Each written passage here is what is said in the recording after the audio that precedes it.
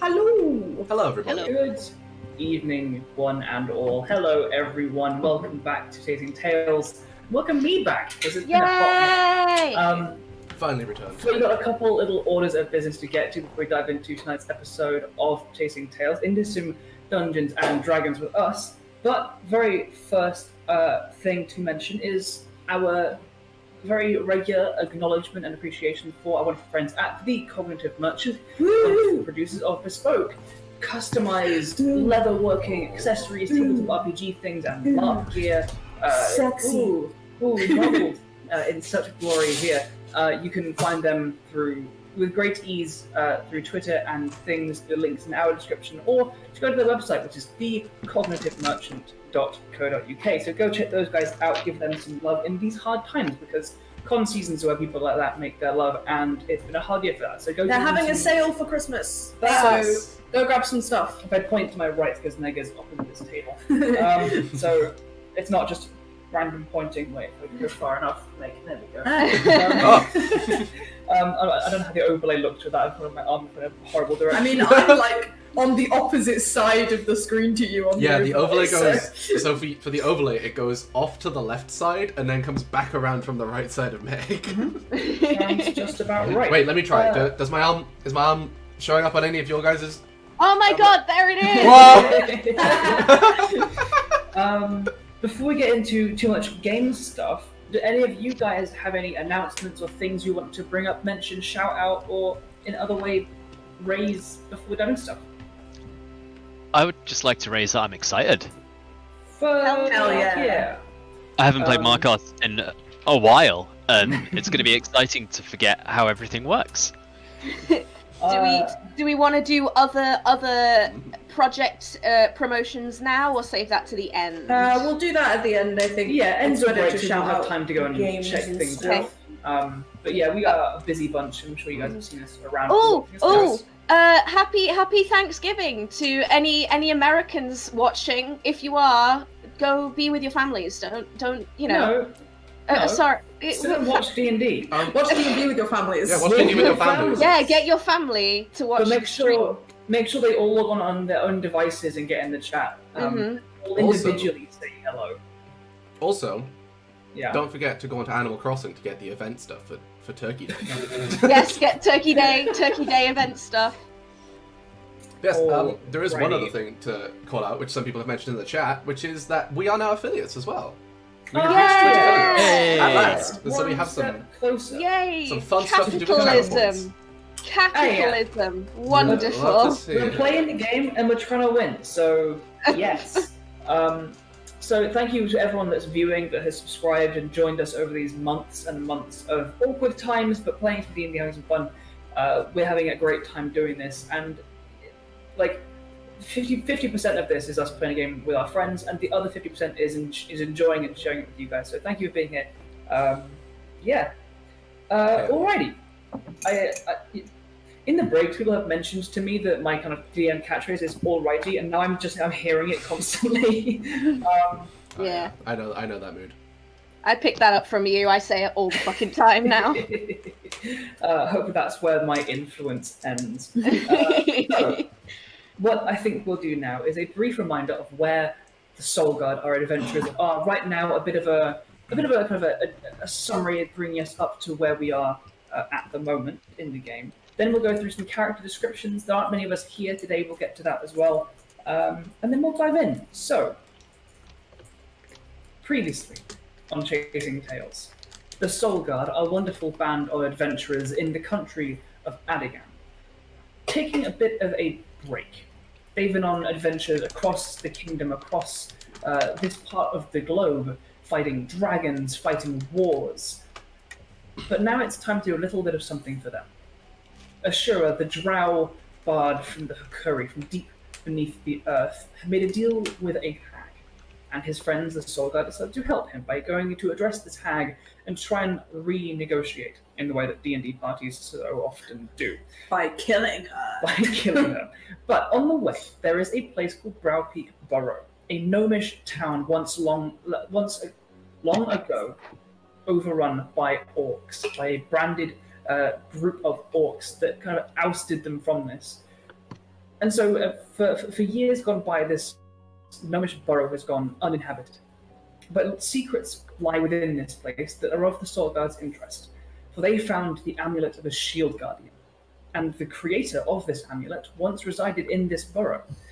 And so the Soulguard, taking a detour between Adigan and the location of this hag, the babbling sage, delved into this burrow, finding traps, oozes, monsters, the home of an archmage long since turned to a ghost, where his home very much still alive and hostile, managed to find this ghost, beseech him for his aid, and repair this amulet.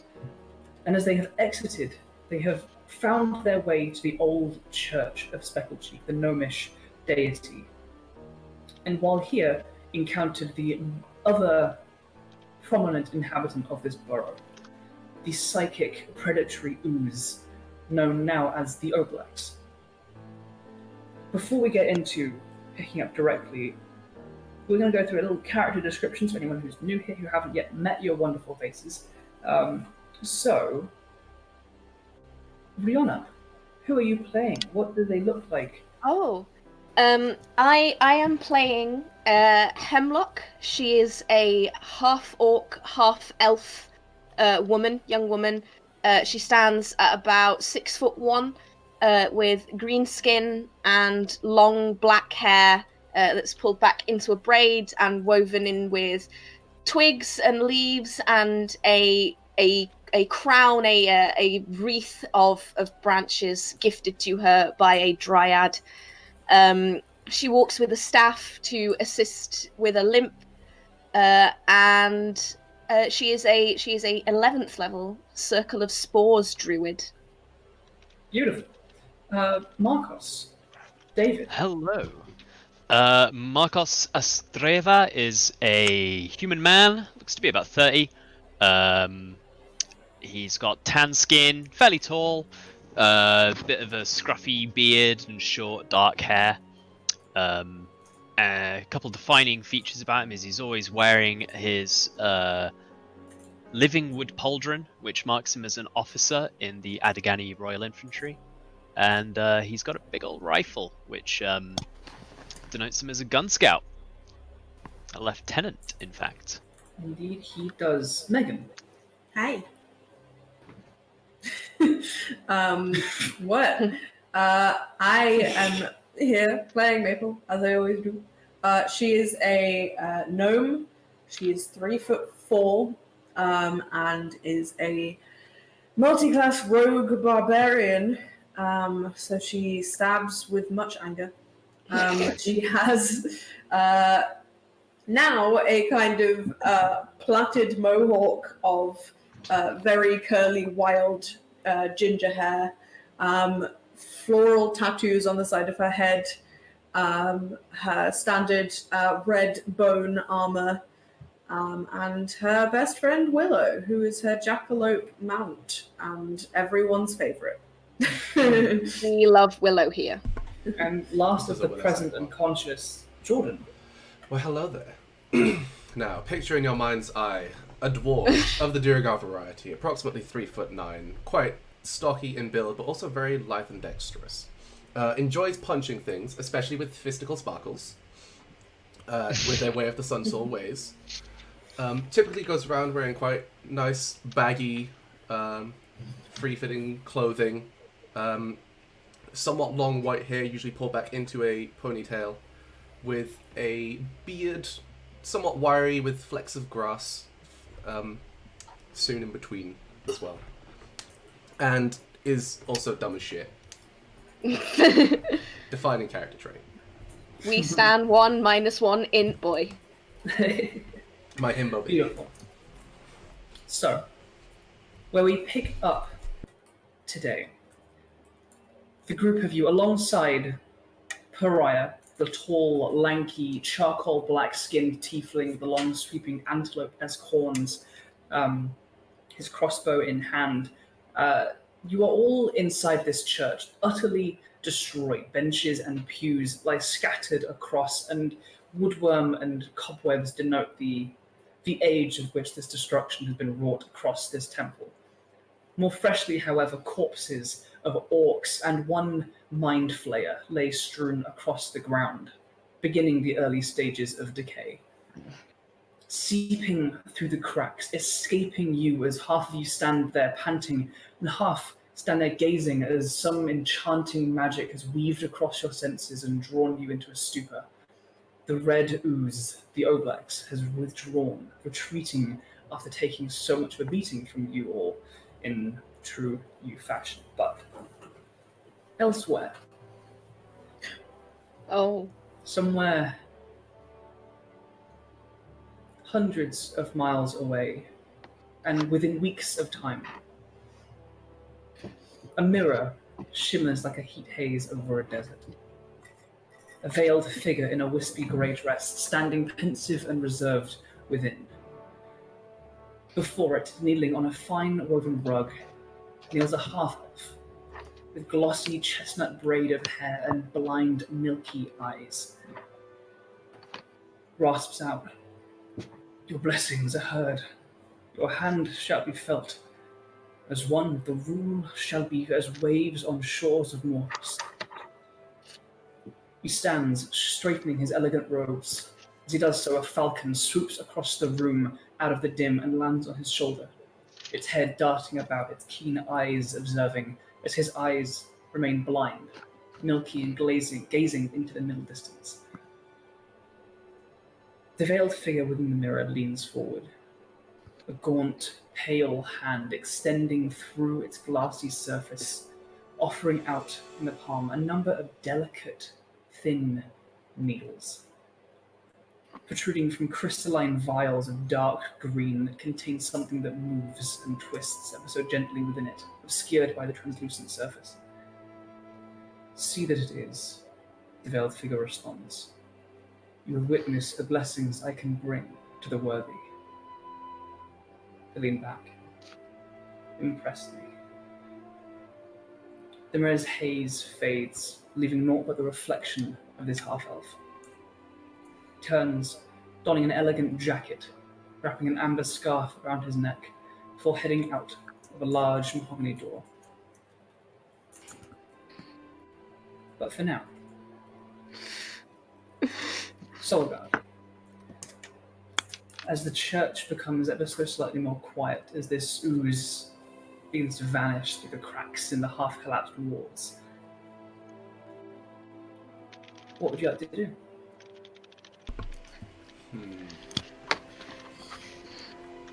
Fucking... Chase after this motherfucker. God knows. Yeah, go on. Yeah, I guess. Oh man, Just these colors. real quick for clarity, which wall did it crawl through? It's the one next to Not me and you, I think. This one. Yeah. Is there still a person here? I just there is killed not. them. That person with the figure of a bandit wielding a mace has just been sliced down by Maple's dagger, and as the kind of illusory appearance faded, it returned to kind of that reddish slime that hit the ground and began to withdraw and slither backwards and vanish between the walls. Oh, real quick, just a big shout out to Tofu, who just gifted a sub to Mitch. That's Oh, so first nice. sub, and also You first guys! gift sub. It's our first guys! gift sub. I Shout out to literally- Hina, our Also other shout out to first Hina. sub. Oh my god! This shit makes me so... My heart! And Cajun! Oh my goodness! Why? It's a thing people can do. I actually can't. I'm so overwhelmed. I haven't got Twitch up, and I don't understand what half these words mean. So we're getting People have subscribed. subscribed. We're getting we've some had Twitch followers. subscriptions. We've had followers. Now we're getting subscribers. Oh, Guys. Ah! We made it, It's guys. nuts. We Thank you did guys it. so much. We did it. Oh We my can- god, Hino gifted a sub as well! Guys, You guys are insane. Bruh. Stop. Ah! I'm gonna cry. Okay. Thank you guys. You guys It's so are cute. too fucking cute. I need to... I love it. I'm actually gonna cry. Okay, we should chase after the Oblex. Yeah, I guess fucking run Wait, yeah, let's go. through the church Jaws. Back outside. Yeah. Go for it. Zip yourselves outside. Yeah, come on. I would like to attempt to slap Markos and Ashura awake a little bit. Yep. It's if I go via Ashura, can I slap him on my way past with the velocity of Willow behind me? Run past. Whack. The rules for it do say it costs an action to wake someone up. Yeah, I'll smack you. There's two of you there. You Hemlock and Maple. You kind of canter by on your jackalope mount, and you kind of I go slap both these idiots. gonna go via Ashura and slap him on my way past. Okay, one more thing real quick. I know we want to play D&D, but our community is too lovely, so thank you again to Hina for cheering 500 bits as well. I'm sorry, Miss cheering 100 bits! We got level 2 hype train. I mean, Level 2 hype train! I don't know what this means. Thank you. It means good things. All the good things. So cool. We're proper God. Twitch streamers now. We made it. You guys are famous. I love that. No, we're not proper Twitch streamers. No, we're not. Most Twitch streamers are like, oh, thanks for the sub, you guys. We're like, guys! Well done. Even Tofu's come in here now but as like- well. You guys. You guys are nuts. I mean, Okay. we came here to play D&D, but if you want to keep interrupting it with these, like, we're not going to stop you. If you want to just make us cry by no. subscribing. I feel like they're subscribing to watch us play D&D. Yes. Yeah, that's a good point. Let's play D&D. Let's out So, here. you guys will gather yourselves and exit the building. Pariah kind of comes out of the stupor as well and follows you guys out. You saw it travel into the building just north, North. of the church. The one with the rubble around it, or this one. I'll draw. It went this way, through that wall there. So yeah, probably this. Okay, cool. Yeah, I'm gonna like fucking run to the door. Go for it. You all kind of. And if it's locked, I know what to do. Wait, 3G. We punch it. Browpeak Burrow. Houses. 3G. I know it's like.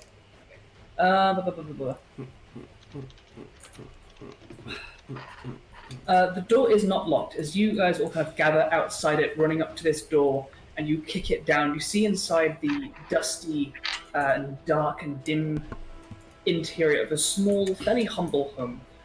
You can see kind of on one side there's a kitchen and dining area. The other side of the room is all one space, is a bed. But you see on the left-hand wall, the upper wall, is kind of damaged and has kind of fallen in slightly as well. Okay. You don't immediately see like a big red slime. Do you want to make me a little perception check? I can. Do it. Spot it. Perception. Grab that. First sneaky roll. slide. Back to Adagan. Let's go. Natural 20. Come on. Nope. Very much not a natural 20. That is a total of 10. 10. Close Looking enough. around, your dark vision kind of It's like half. allows you to pick out like the major shapes of the bed frame and everything else, and you can see this kind of the rubble fallen in, kind of collapsed half over the bed itself. You can kind of see kind of two like small skeletal legs poking out from underneath the rubble.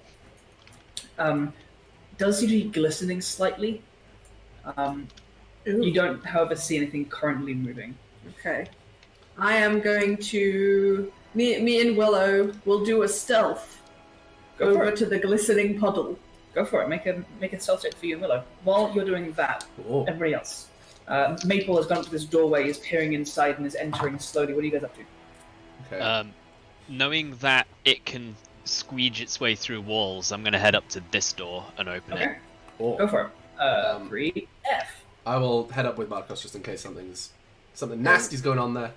I am gonna follow Maple just so she's not on her own. But first, I would like to drop a cure wounds on Nute just Guys, we finished the hype train. The hype train is here. It's arrived. Hey!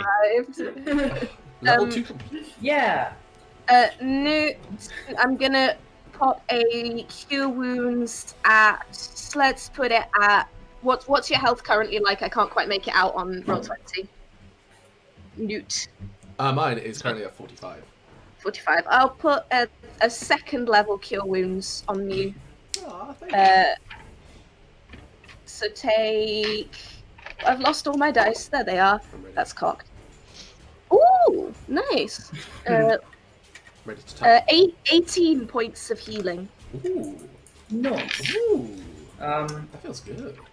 So while Hemlock is going over near We can go Maple, for simplicity's sake, Ashura will hold the middle ground with Snow, and Pariah will do similar, and we'll kind of just take those positions. So Maple, you rolled stealth checks for Maple. Oh shit, I did.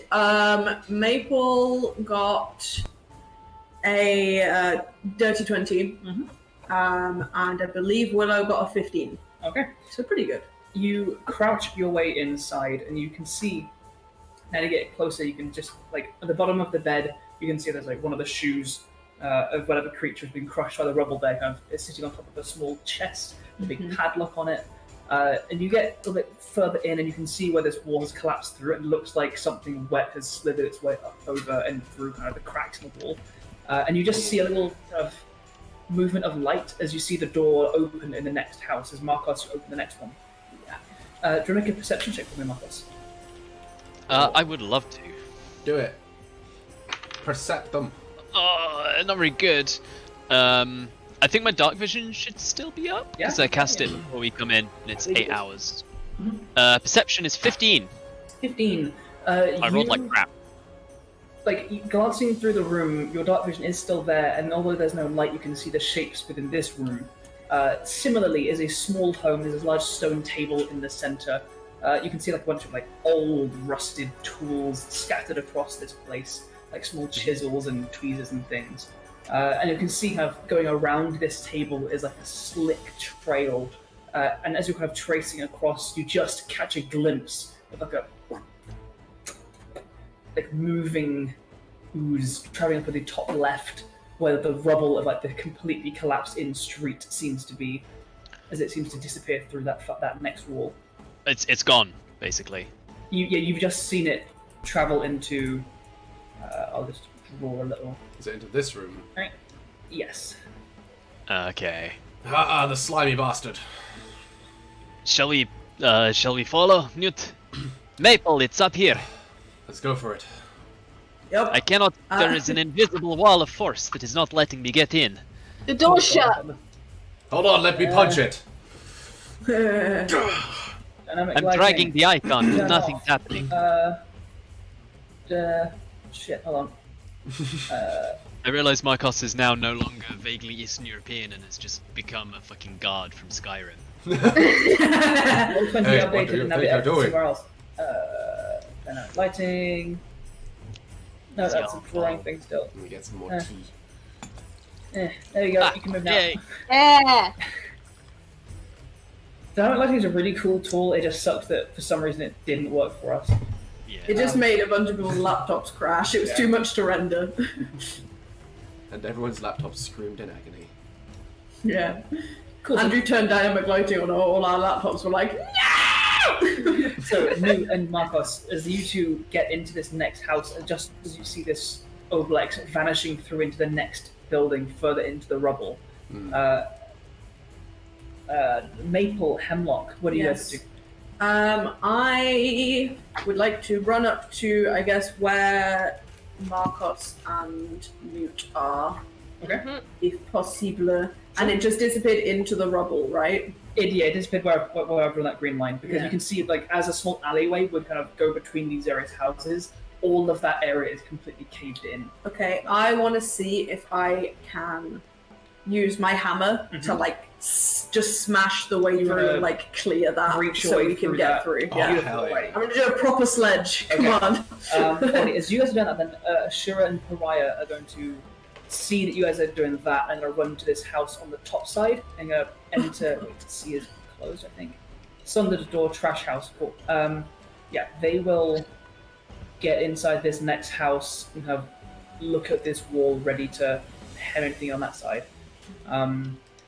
Alrighty, you give your hammer a good squeeze, wring your knuckles around it. Go ahead and make a strength. I think- just roll an attack. I think I'm still raging from... It has been more than a turn minute, since you attacked. Or Oh, were that's attacked, fine. so it's been- How many rages do I have left today? Oh no, I didn't even rage in that first fight because I was only doing dagger attacks. Okay, I will rage for this then, Go for it. just for the funsies.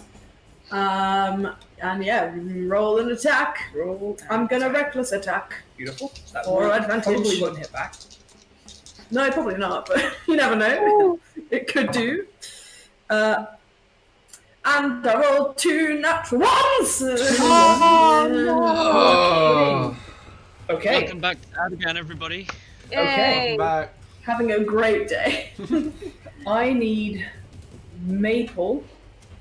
I'm going to say Markos and Willow also. I would like the two of you to make dexterity saving throws. Okay, Wait. so I will Go make for it it. an advantage for me, because I assume it's a thing I can see. Yes, yes. Oh man. 13. Oh, nice! 13 total. Maple rolled a natural 20 Okay. for that dex check, which is unhelpful now. That would have been good for the attack, but no. Is And it plant, Andrew? Is it magic It is plant? not plants, I'm sorry. and Willow rolled a 17. 17. You swing this hammer into this wall, Oh no. and there is a cracking sound of stone as the impact that you've made doesn't quite break through this wall, but you feel the floor underneath begin to. No. And Oh, when you no. step backwards, Willow instinctively his ears up, Yeah. and his rabbit ears beak up, and Marcus, you're kind of like, huh? The floor beneath you crumbles away and the collapse begins to slide inwards, and you fall about 5 feet down before the rubble fills this gap. You do not fall into oblivion, but Marcos, you do No. take. You don't fall into oblivion. I'm glad of that. You fall Yeah, into yeah. You fall into Skyrim. Yeah, I thought it was fun. You take 20 points of bludgeoning damage, and you are currently restrained as your legs Oh. are pinned between rubble in this kind of semi-collapsed hole. Ouch. I will immediately turn to try and help Markos out of this hole. Okay. While you're doing that, Hemlock, is there anything that you'd like to try and do? Yes. I think seeing these guys seem to have got things going on. I'm going to cast. They've got things going on. I'm going to cast gaseous form on myself, and I'm going to start moving through at 10 feet around Okay. through this rubble. Alrighty, your form kind of the mushrooms that build upon your cheek into almost this crest on one side of your face begin to almost like release spores and they eat further away into your flesh and structure of your face until all your body is just fine mist and it begins to float slowly into this rubble, and you pass between rocks, between bits of rubble and wood, and you begin making progress. Yes. Ashura and Pariah are still kind of holding place over there for now. Nute, go ahead and make a strength check for me. I'll see with advantage because Marcos will be helping him out Alrighty. to get out of this. I'm not Oh, very- hell yeah, that's good. That is a doily 20. Did 20, nice. Immediately reacting, you have dived down, straddling this large hole, and managed to hoist Marcos out. And as you do, there's another kind of uneven movement as the floor begins to creak, and you hear more stone grinding. But this cave-in just kind of feeds into this hole and begins to stabilize for now. Maple, David, Marcos. Maple, Marcos, Nute. Yes. Having gotten gotten your ranger out of the hole, I mean, what would you guys like to try and do now? fuck. Can Okay, I so- see an Oblex? No. So these Okay. guys have run up to like this room up here Yes. to try and like cut it off, I guess. That's the thinking. So I am going to. What am I gonna do?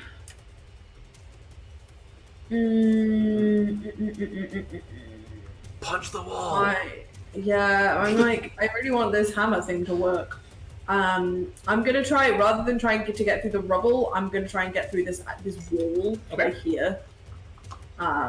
Yeah. Go for it. I will. Other side of this bed frame for like a smoother section of wall. I will reckless again, just for for it. the fun. Just before this happens, Nute's gonna take a step back and is gonna be like, Marcos, just like, Good plan, yes. I'll Alright. retreat to here. Okay, that's way better. That's an 18 to hit. 18 hits the wall. Your adamantine hammer also crits on the structures, so you get off damage. It does. I get. La la la. What is this hammer damage? A D10. Hammer So damage using or hammer hamage? damage. Hamage. Hamage. Stop. Hammer time. That's 13 damage. Plus the rage damage. Oh, plus my rage, so 15. 15. You find this in a section of wall and swing Winnie's fist into it, and there's a brief moment where you hear another of stone, and you almost flinch slightly. But as you open your eyes, about a 2 foot, like 2.5, 3 foot by 2.5, 3 foot section of the wall just blasts through into this next room, creating for a gnome, pretty comfortable, for a human, a manageable hole into this next room. How about a nice. jackalope? That'd be fine. His antlers would struggle. That's true. So with this hole opened up, Nute, Markos, and also Hemlock, you get another 10 feet in into this rubble. Maybe a little bit forward there. I'm gonna kind of start moving my way out of the wall. I can't get in because it's a wall, but I want to. It's a damaged wall. I know, but like I can't get in. My token can't get in. Right, the token can't get on. But I'm going to this square. Punch through. You can go now. I've opened the wall. Thank you. So, There we go. Cool. okay, yeah, to about here. No, so that Alrighty. one. And just peeking out, seeing what I can see. Still a cloud. All right, as this spore-like mist progresses through the rubble into this room, Markos and Nute, this hole is breached open through this stone side of this house. What are you guys up to? I would like to dive through. Go for it. All right. Acrobatically, if possible, to do like a little, Absolutely. Dive a roll. cool little like run up with the rifle, dive roll, and then when I land, I'd like to have one knee on the ground, rifle resting on the knee, like looking around. Absolutely, make an acrobatics check. Sweet. Newt will do the same, but sans the whole rifle thing, and do it with the fists instead, and have a fist just lined Okay. up right this, ready? Nice. Okay, acrobatics check as well. I haven't rolled higher than a 6 all night. That's So nice. this is a 14 total.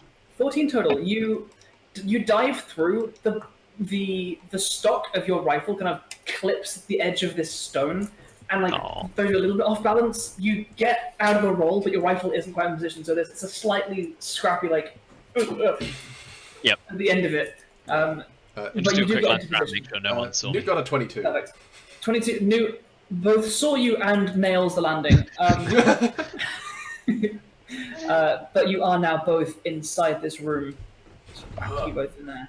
As you do so, you see to your left a kind of this strange cloud of spores, and you can smell that same kind of fragrant, almost sweet smell of decay that follows Hemlock around all the time.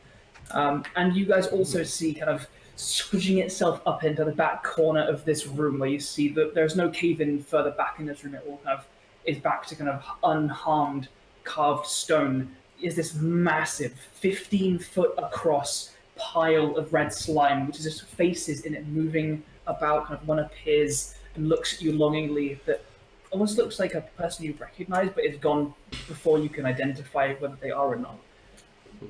At this point, Maple, are you diving through as well? Yeah, if me and Willow can get through there. You can get through absolutely easy as a small little gnome. Willow, yeah, can as well. He'll do the little squeezy rabbit thing that they do. You hear like his antlers scraping on the stone as he's like pulling through, like. Yeah. And you guys all see this Oblex curled up in this back corner. Kill him. Ashura and Pariah and Snow are like. They're in the wrong room. They're ready and waiting just in case, you know? As you guys come in and find this large, kind of slightly glowing red mass, a voice enters your minds. Please, no, wait, please, no, don't. Please, you can all go. as the voice seems to kind of merge between different kinds of tone and accent. Can I make an insight check to try and get a read on the intention behind these words? Go for it. But what about those two guys? Do you guys dive in straight into attacks and gunshots, or are you pausing for a moment? I don't know. Ooze is pretty sus. I rolled a natural 20. I'm pausing for about as long as it takes for an insight check to happen. Okay. Yeah. It just happened to be. Natural, It's pure coincidence. 24 total. 24 total. This message comes across telepathically, and in your transformed state, it rings within your incorporeal mind. Judging by its movement and how it kind of toyed with you guys earlier, and then how it attacked you in the temple and has been kind of fleeing you guys, you immediately gather that whatever this thing is, it is afraid. Mm-hmm. With a natural 20, I'll say it does appear genuine in terms of it has ceased its hostilities towards you, at least. Yeah. It seems to be genuinely asking for a pause in the conflict, and it seems, although that would be in its best interests. I will move fully out of the wall, just one square, and turn back into me. Okay. Just with my hand up towards these guys of like, wait, just a minute.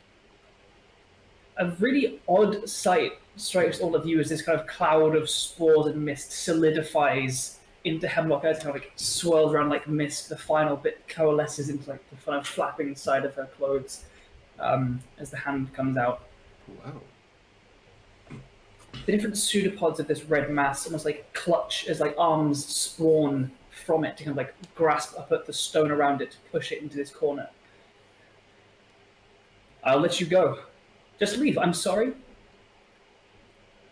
Creatures gotta eat, but you obviously are too much. Just go. Just go. No harm to you. No harm to you.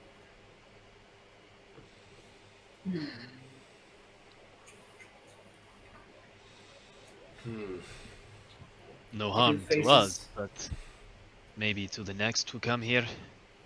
Perhaps. But what concern of that is it to you? Different faces come out and have raising eyebrows looking questioningly at you. It is my concern, as I am charged with protecting the people of Adigan. Just real quick, But this place is abandoned. while this is happening, Nute is just holding back ready, and I'm gonna hold an action to attack the moment any kind of violence is instigated. Okay. So, I'm are going to we do the same doing with this? Willow's movement, I think. Okay. Are we doing this, team? So when it says, but this place is abandoned, at that point Maple will say, but it could go back to not being that now that the orcs are gone. And who got There rid of the are- orcs? I mean, I preserve this place. Ensure no bandits come and steal. I protect your legacies. All I take is their minds. legacy exists in people's mind. You know that, right? But the only minds that come here are those that come to steal. Well, that's what I'm saying, is now that the orcs are gone, the gnomes who used to call this home could come back. Their legacies could continue to exist.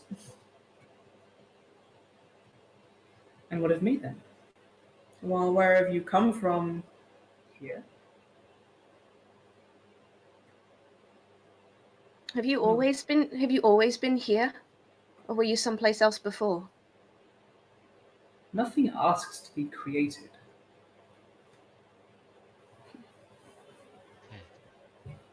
That's not actually entirely true. I did kind of I kind of made a request to these. As you say that, Hope's torso and face kind of emerges, turning from it. Don't be silly, Nute. You know what he means. No, that's funny. I don't like this one bit. Out of character, because this is a bit of meta knowledge that Riona has. Can I make any kind of roll for Hemlock to try and discern the relation between Oblex and Mind Flayers? Go ahead and roll an Arcana check. That is a 15. 15. We did see that little peaky mind flare earlier. I've done more kind of physiological research than I have anything else, but the similarities here. Your deductions are circumstantial. Mm-hmm. Nothing that you have gleaned from your various experiments and investigations on mind flayers directly informs you that this is a creation or whatever. However, it has said that it was created, that it has come from here. It is certainly something strange and related to the activities of the mind. And the corpse of the mind flayer in the temple does hint towards the presence of at least one mind flayer in this place. Mm-hmm. That is as much as you may deduce from. Okay. Any conclusions that you draw your own. Mm-hmm. So, Markos is sort of realizing that we're not immediately opening fire on this thing, and he lowers his gun and just like, so you were created here? By what? By whom? By mistake.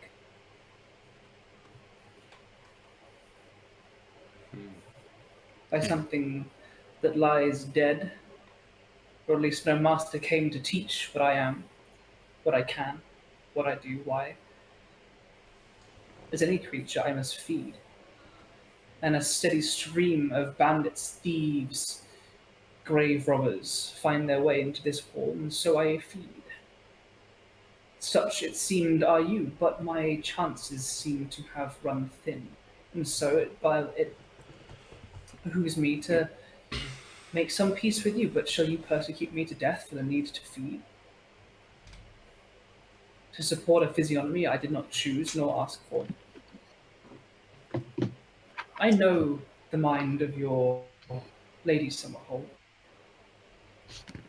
Though she is safe and breathing now, I have her memories. I know you are not as cruel or as simple-minded as to do such drastic measures. You can see it's still like spawning different arms that look to come from different creatures, like an arm of a tiefling, the arm of an orc push up against this wall, but it falters. Occasionally you see kind of a hand reach to push back, but lose its purchase and fumble as it seems to be kind of it's just exuding nervous energy, and there is definitely kind of a weakness to its physicality.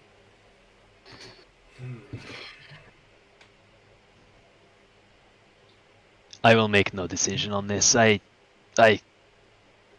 do not feel equipped to debate morality with this creature. I'm a soldier. I take out threats. I don't negotiate with beasts. The head of an orc kind of rears up out of the slime, forming and taking colour as it kind of nervously looks between each of you before vanishing again. Well, Hemlock, you're probably the most knowledgeable among us at the moment. Yeah, Hemlock throughout this whole thing has been looking very conflicted within herself. And kind of like rocking on the balls of her feet a little bit. It is clear this thing has a mind, at least, a sentience. I have It's many. not like the yellow or black sludge we killed earlier. But is that a mind of its own or one that it's taken? Who's to say? Can you answer that question? I'll ask to the Oblex. I can. I say both.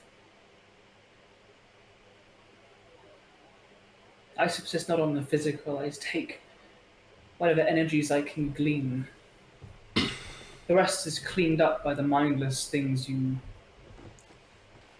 fought earlier. I share naught but a physiognomy with them. My mind is my own.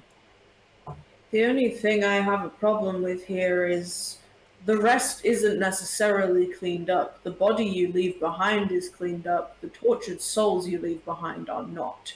We met one such person earlier, and no one's soul deserves to be left like that. Souls remain on this plane due to unfinished business or unsatisfactory remains. It's not my business how the lives they led.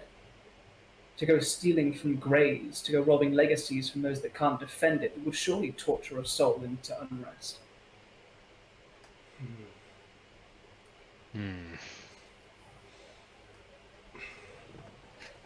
Can I ask you a question and be guaranteed of your truthful answer? Can I answer a question and be guaranteed of your entire trust? Perhaps. Whoa. I'm gonna take a step, like steps forward until I'm effectively within melee range of it. So if it were to like hit me, it can. A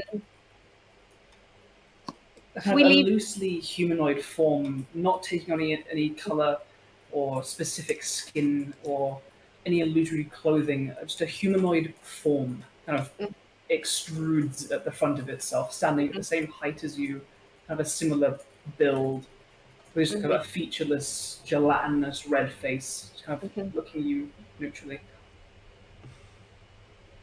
Of course, I would not hold it against any creature that needs to feed. That's not my way. What I would hold against is if we were to let you go, let you live about your life, and you continued to harm not out of need, but out of malice. Would you do that? Malice plays no part in my behavior. Benefits me not to seek out more than I require.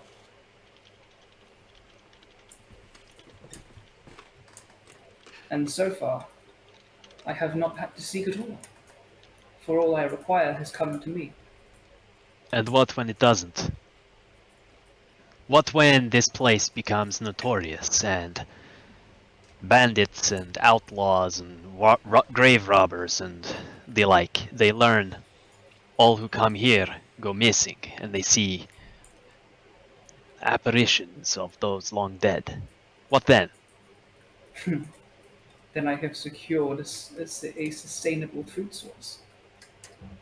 And a grave robbers and bandit people you truly miss. Well, no, I mean, what when they stop coming? This place becomes too dangerous because of you. Then you misunderstand your own kin. People look at a place where folks go missing, where something dangerous lies, something of value to be gleaned, and they do not see something to be avoided. They see a challenge. You see a challenge. And thus far, it has been a challenge I have been able to provide. But I know when I am outmatched, and I have no interest in dying, but I would wager, and I shall wager, by remaining, that any infamy that arises of this place will only benefit me.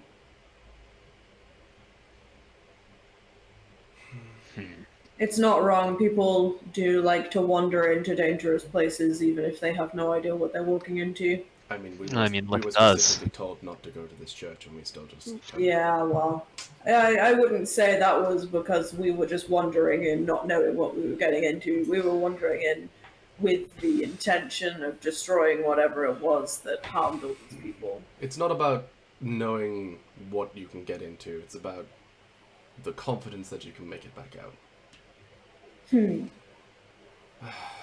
Wise words. The difficulty I find here is... It is bold to say that these lives will not be missed. The bandits, the grave robbers. But who are you to make such a claim? We don't know. We know their lives. We don't know their family, their friends. Why do they not get the same opportunity to leave as you're apparently getting here right now? I mean, what gives we came you in. a right to live higher than theirs? I claim the oldest right. I claim the right of predator and prey. If I can best them in a fight, then I live. If they best me, they live. I am taking this option as I am fairly certain that you could all slay me if you so chose. But I know the mind of one of your party, and I don't think that that's the kind of people you are. Perhaps I'm wrong. Perhaps these are the last words I speak. If that be the case, then so be it. Then I have lost the game. But I claim no moral right. I claim no ethical superiority over my prey. I am a creature that needs to feed. And I posit to you the alternative of who are you to determine which predator gets to feed. We stand in your presence as you are one who has condemned souls to suffering by no means of your own, but you have done it. You've taken minds, you've fed, and to us it's something we cannot understand, and yes, we may find it despicable. And I'll turn back to the rest of the group. I can't in good conscience allow this killing. I cannot kill this creature. But then what of the gnomes? If they were to return. And do you have a name, creature? None that I was given. And I've had no need to take one of my own. And so the only names within me are those I've taken. And to potentially put your minds to rest, a group of bandits that follows this way is easy prey, but a town's worth of people looking to reclaim a home, I don't have confidence in my own abilities that I could win that fight, and thus, as I do now, I seek an alternative. I would go somewhere else. If enough people choose to come that I cannot fend them off nor defend this territory, then I shall find somewhere else. So, you would be willing to negotiate with the settlers if they return? Negotiate, or simply leave. Find somewhere less inhabited. There are plenty of caves hanging out in the mountains. That is true. You've seen my methods. I'm sure that you are aware that I could make my way wherever I need to go with relative safety. And although I only speak with an intellect surprising of something of my nature, make no mistake that my only needs are to survive and to feed. Sorry, I would like to talk about the way that Andrew looked down as if the Oblex was looking down at its own goose form. I think that was implied. It It's made like a is. humanoid thing at the front, so I'm guessing it was like looking down at the pile of red gloop that this torso is stretching out of. It just made me laugh. Sorry. If that is an option that you are willing to take, then I will take no action to stop you. It's not something I believe in. And I'll just kind of walk back to the group and kind of, just take a stand behind the others. Hemlock is not going to instigate any violence against this creature. Well, I will respect the decision of the party, but I do have some misgivings. The creature mentions that bandits and grave robbers will not be missed, and whilst it may be the case that I probably don't have much sympathy for them, there is a fine line between what is considered a bandit or a grave robber or a plunderer of tombs and adventurers like us. Did we not come here seeking items to take from the dead archmage? Well, no, we didn't know he was dead when we got here, actually. These sounds like questions to ask yourselves over a drink when considering your actions. For now. Presumptuous of you to say that, but you do not know us. I beg to differ. And the figure leans forward slightly and resumes the image of hope. You know how Hope knows us. You do not know us. I'll concede that much at least. The kind of the head of Hope with her kind of platinum golden hair, and a halo of horns, kind of almost like flickering in and out of existence. Kind of just there's like a really unsettled glance towards Markos' crotch. I know everything of how she thinks of you.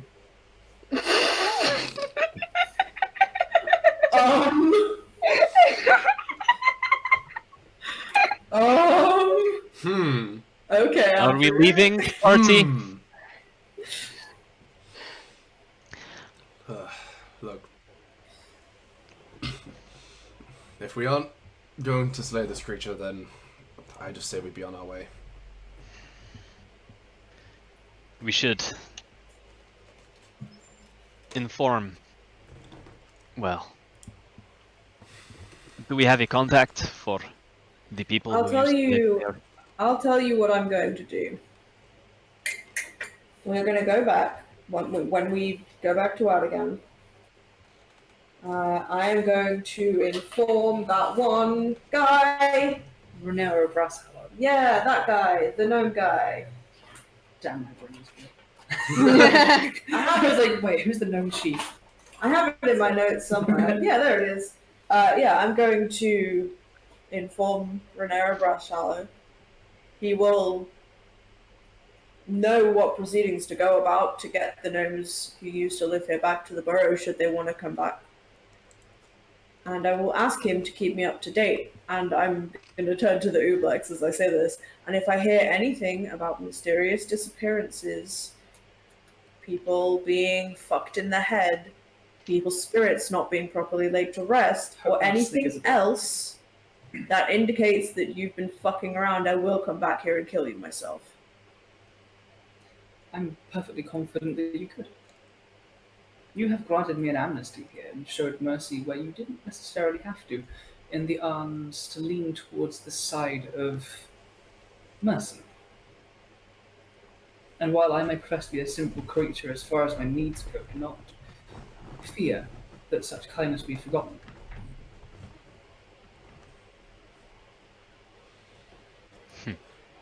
Right, should we head out then? I'd prefer to not stay here much longer if we don't need to. Agreed. Yeah.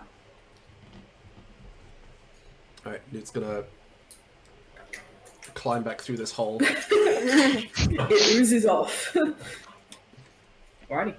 I also love the idea that Pariah and Ashura were stood in the other room, like, maybe trying to listen through the wall and being like, what's going on? We go through, Ashura's just got a cup against the wall, just like... Alrighty.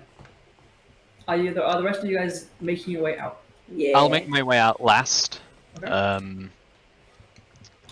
And as I'm ducking through just about to duck through the hole back into the room, I'll just kind of look at it and say, rest assured, taker of minds, if we hear of you taking people that we know, we will come back for you. And I will cast a hunter's mark on it, just as a little hey. I've already surrendered. You don't need to continue to threaten me. And I'll just say that and leave. I thought Markos was going to go through the hole and then just like mount his gun on the hole, just like, my bitch, pop out! As you leave, the figure of Hope just Imagine. kind of openly stares at your behind as you kind of crawl through the hole. Please don't. I got help my insight takes. Again. Can I roll an insight on that, actually? Absolutely, you can. It's not very good. I actually haven't rolled above a 6. I've got tonight I've gotten a 4, a 5, a 6, and now I've got a 2. So that is a total of 9 insight. A 9, okay. I mean, Yeah, it's actually, obviously trying to fuck with me, but as you glance back, try to like discern how Hope has looked at you in the past versus what this is now. It appears that while it does bear the face of Hope, it's not acting in a very Hope manner. yeah. It appears it is more. It's being playful.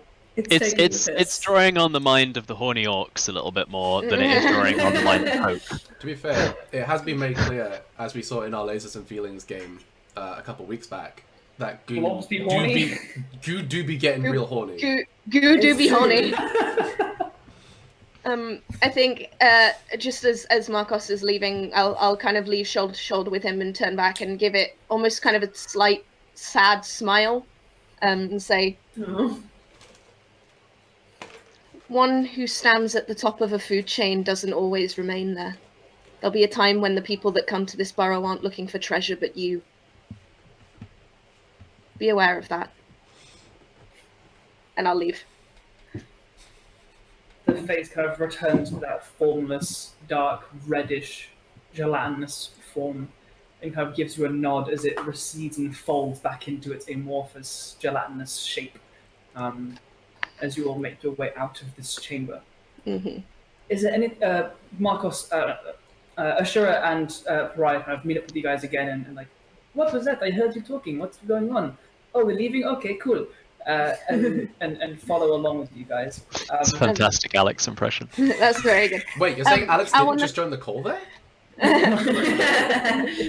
Before we leave, may I do a little bit of mind flayer harvesting? Oh, you're gonna do mind flayer harvesting, do you? Just a little bit. Woo. Okay. Can I harvest the mind flayer, please? You find your way back to the temple itself, and in the center you find this kind of. You already looked briefly at these corpses, and it looked like whatever altercation this was happened roughly a week ago. Yeah. And in the center is this corpse of this mind flayer. Yeah. What are you? Are you just harvesting? Are you investigating anything? I'll do a little bit of investigating. I know I kind of saw the cause of death on these I saw the cause of death a while ago. I think I wrote it down as something like blunt force trauma, and it was like the mind flayer was likely killed by these orcs. Mm-hmm. But yeah, give it a little bit of a look over, and see what I can take. I know it's kind of in early stages of decay, but see what I can conceivably transport of that is remaining, see how this decay has manifested so far. Okay. Yeah. Ashura will come over and give you a hand. So you have advantage. So go ahead and make an investigation check first. Okay.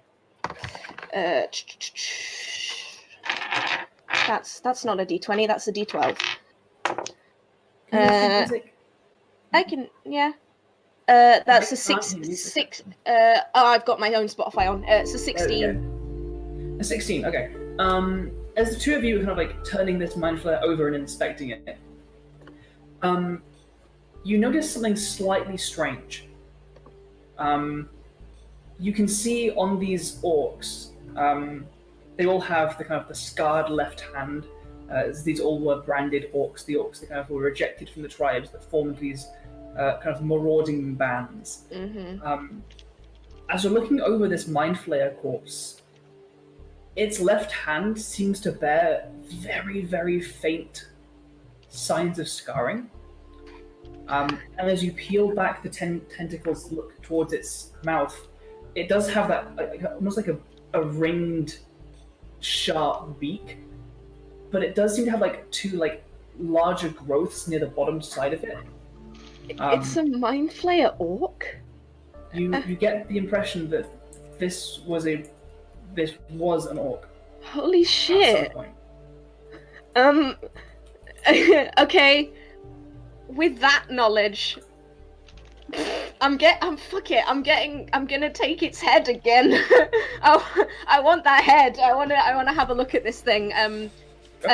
Yeah, I'm gonna try and as delicately as possible, and knowing that kind of some of the mold and the rot is setting in, get this head, and see if I can get again things that I got from Cellophone and Animvor last time of glands and things like that, but getting that head as delicately as I can. Head? You're beheading something. It's not the most complex thing to do. Yeah. For the rest of it, do you want to go ahead and make either I'm going to say medicine check? Medicine? Yeah. Would I get advantage from Ashura, yes, or Ashura's just straight? giving you a hand. He's keeping himself at like a good arm's distance away, He's like using the end of his sword to like poke stuff for you. Like Ashura's supposed to use the mage hand to like move things around and lift them up. Cool. Perfect. That's a natural 20 for a total of 28. All right. Yeah, you know where you're looking for this stuff now. Yeah. Just whack on. What was his name? Ooh, he has a name. They all have names. Yeah. His home. 7th the temple.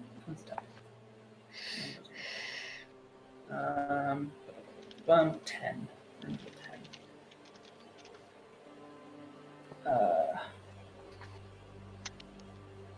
10.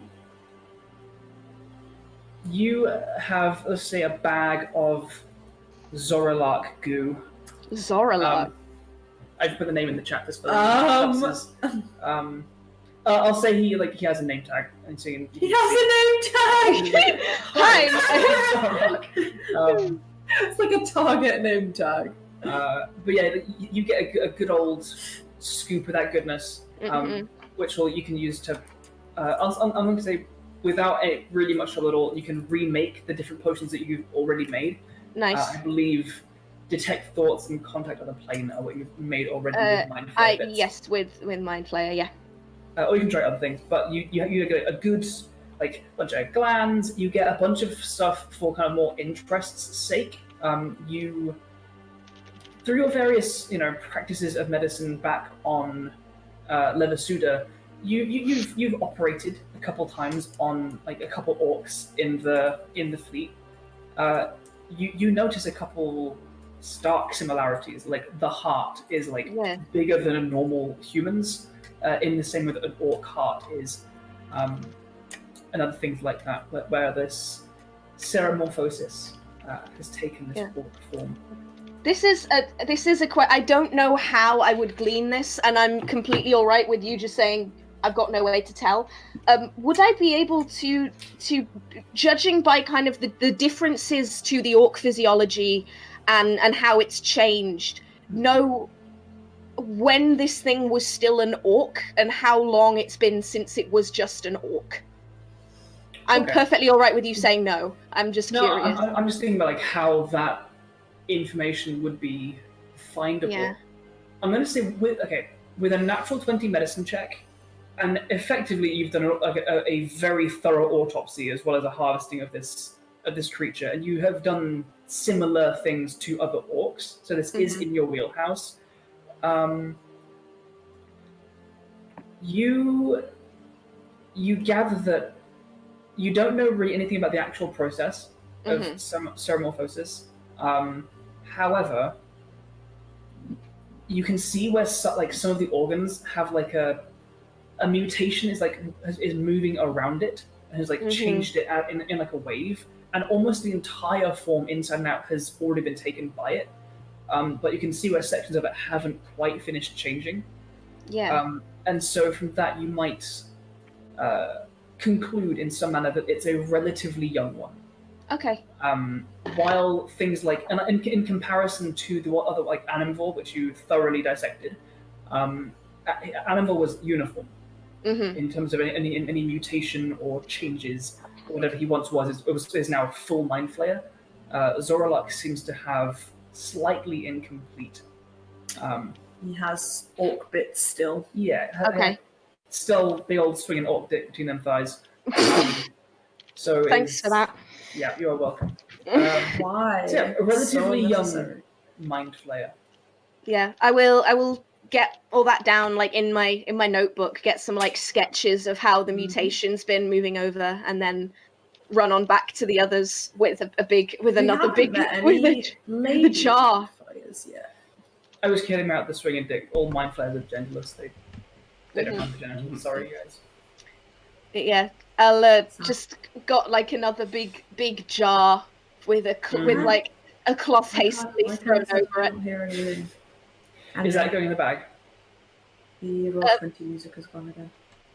I think I'll run up to Markos just with this jar. It's got a cloth over it, but it's one of the kind of box kind of jar things. I know enough not to ask what that is. I'll explain later, and I'm I'll sure it was to do with the mind flayer. I don't want to see it. Here's the bag. Just put it in. Yeah, I'll put it in the bag. Thank you. I'm sure it'll look great on the shelf back home. That sounds so It's a very fucking. busy machine. That sounds so fucking domestic, out of context. Looking at that as feathered head. Custom But item it's Zorolak's head, right? Yep. I've got it in. I've that got is it in exactly my. what you have. Yeah, I've got it in my inventory, David. So. Oh, it's you've all- got it. Oh, no I've worries got it. then. Yeah. To be fair, like, Nute doesn't know that it's something creepy for certain, but is very much assuming so. I mean, what else could it be? Yeah, Well, she right. would have come out with like Yeah. mind flayer blood all up her hands, like ha ha This would ha have ha. taken like 10, 15, 20 minutes, absolute minimum, of doing a full autopsy. Like, you guys could like take short rests and chill out in this time. Ooh, I'll take a short rest. Yeah, take a yeah, short go rest. for it. This is a. I don't really need a short rest, but I'll take one. Beheadings and autopsies aren't like 10-minute jobs. No. I don't know. If you're good enough Life at it. shall I spend? Multiclassing is confusing. If you're bad at it. I fucking love having 8d8 and 3d12 hit die to roll. It's so good. That is pretty good. So, keep a track of your stuff. Could you make sure that your... I mean, it doesn't really matter for now. But when we're in combat, so make sure your roll 20 damages are... Roll 20 healths are up to date. I updated mine. I've switched to Google Chrome for Roll20. I think that generally runs a bit better. So if the music does drop out, let me know, and I'll fiddle with it. But I think that should be it. Sort Sure thing. of.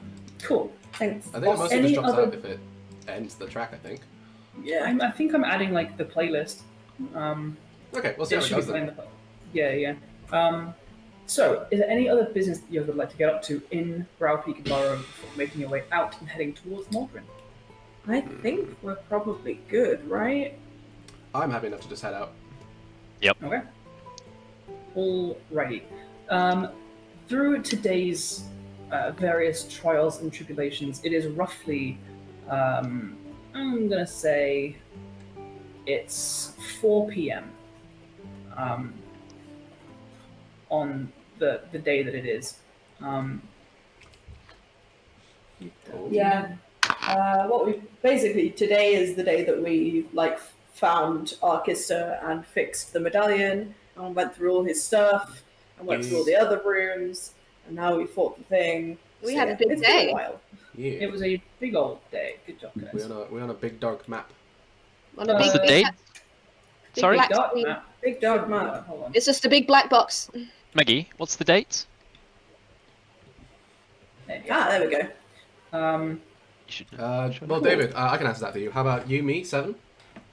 Nice. Nice. Oh, you're 45 minutes late, man. No, I meant 7 in the morning tomorrow. Okay. I have a thing. Sorry. Oh, It's called sleeping. Maggie, Maggie, what is the current date? I mean, hey, If I'm you happy have to If see it. you. anyone who knows, what are we like? It's been so long. Meg, can you hear us? No, I couldn't hear anyone for a sec there. Sorry. Maggie, can you Is hear this us? like- Can I you hear can us hear you now? now. I don't know what happened there. Are we on like the Um, second or the third of Elisan? It's the 17th of Elisan. Oh shit. I don't know why I have that written down. Markos be chilling at Feywild. Yeah, no, it's because we took 2 weeks of we took 2 weeks of downtime. That's it. That's correct. So yeah, it's the 17th. Poldra the 17th. Cool. Poldra, gotcha. Yeah. So you guys are up currently in the mountains, kind of northeast of Leadenhall Manor. It took about a half day to get there. It'll take you about a full day's worth of travel to get to Maldrin. So yeah, like it's it's going into autumn, so you can see the sun beginning to crest maybe half a fist above the horizon. The colours beginning to send oranges and reds across the sky as like scattered high altitude clouds begin kind of painting the horizon itself. But yeah, what do you guys want to do? Do you guys want to head out? Do you want to? It looks like we could probably still get a little bit of travel in, and then we can like camp out if you guys want. Yeah, Yeah, that sounds good. about right. Yeah. Yeah. Cool. Nice. Alrighty. Map over to here. It is relatively easy going as you take a small evening hike, beginning to go down these foothills. You very quickly end up in a very familiar woods down in Clearwater Forest. You find yourselves kind of walking along the southern bank of the Brea River, the river that you cross when you get close to Maldrin, but you get to it towards the evening. It's pretty easy to set up camp there. There are kind of fairly wide, shallow, like grassy banks leading down to this river, which make for really easy camping spots. Nice. Unless you want to look for anywhere with like more cover or anything else specific like that. Unless it looks like it's going to be particularly intense weather, then probably. Wait! I can do a thing. Wait, You can I have a druidcraft. I'm gonna do the druidcraft thing where I can figure out what the weather's gonna be like within for the next 24 hours. Do it. Ooh, do it. Yeah, I will do that.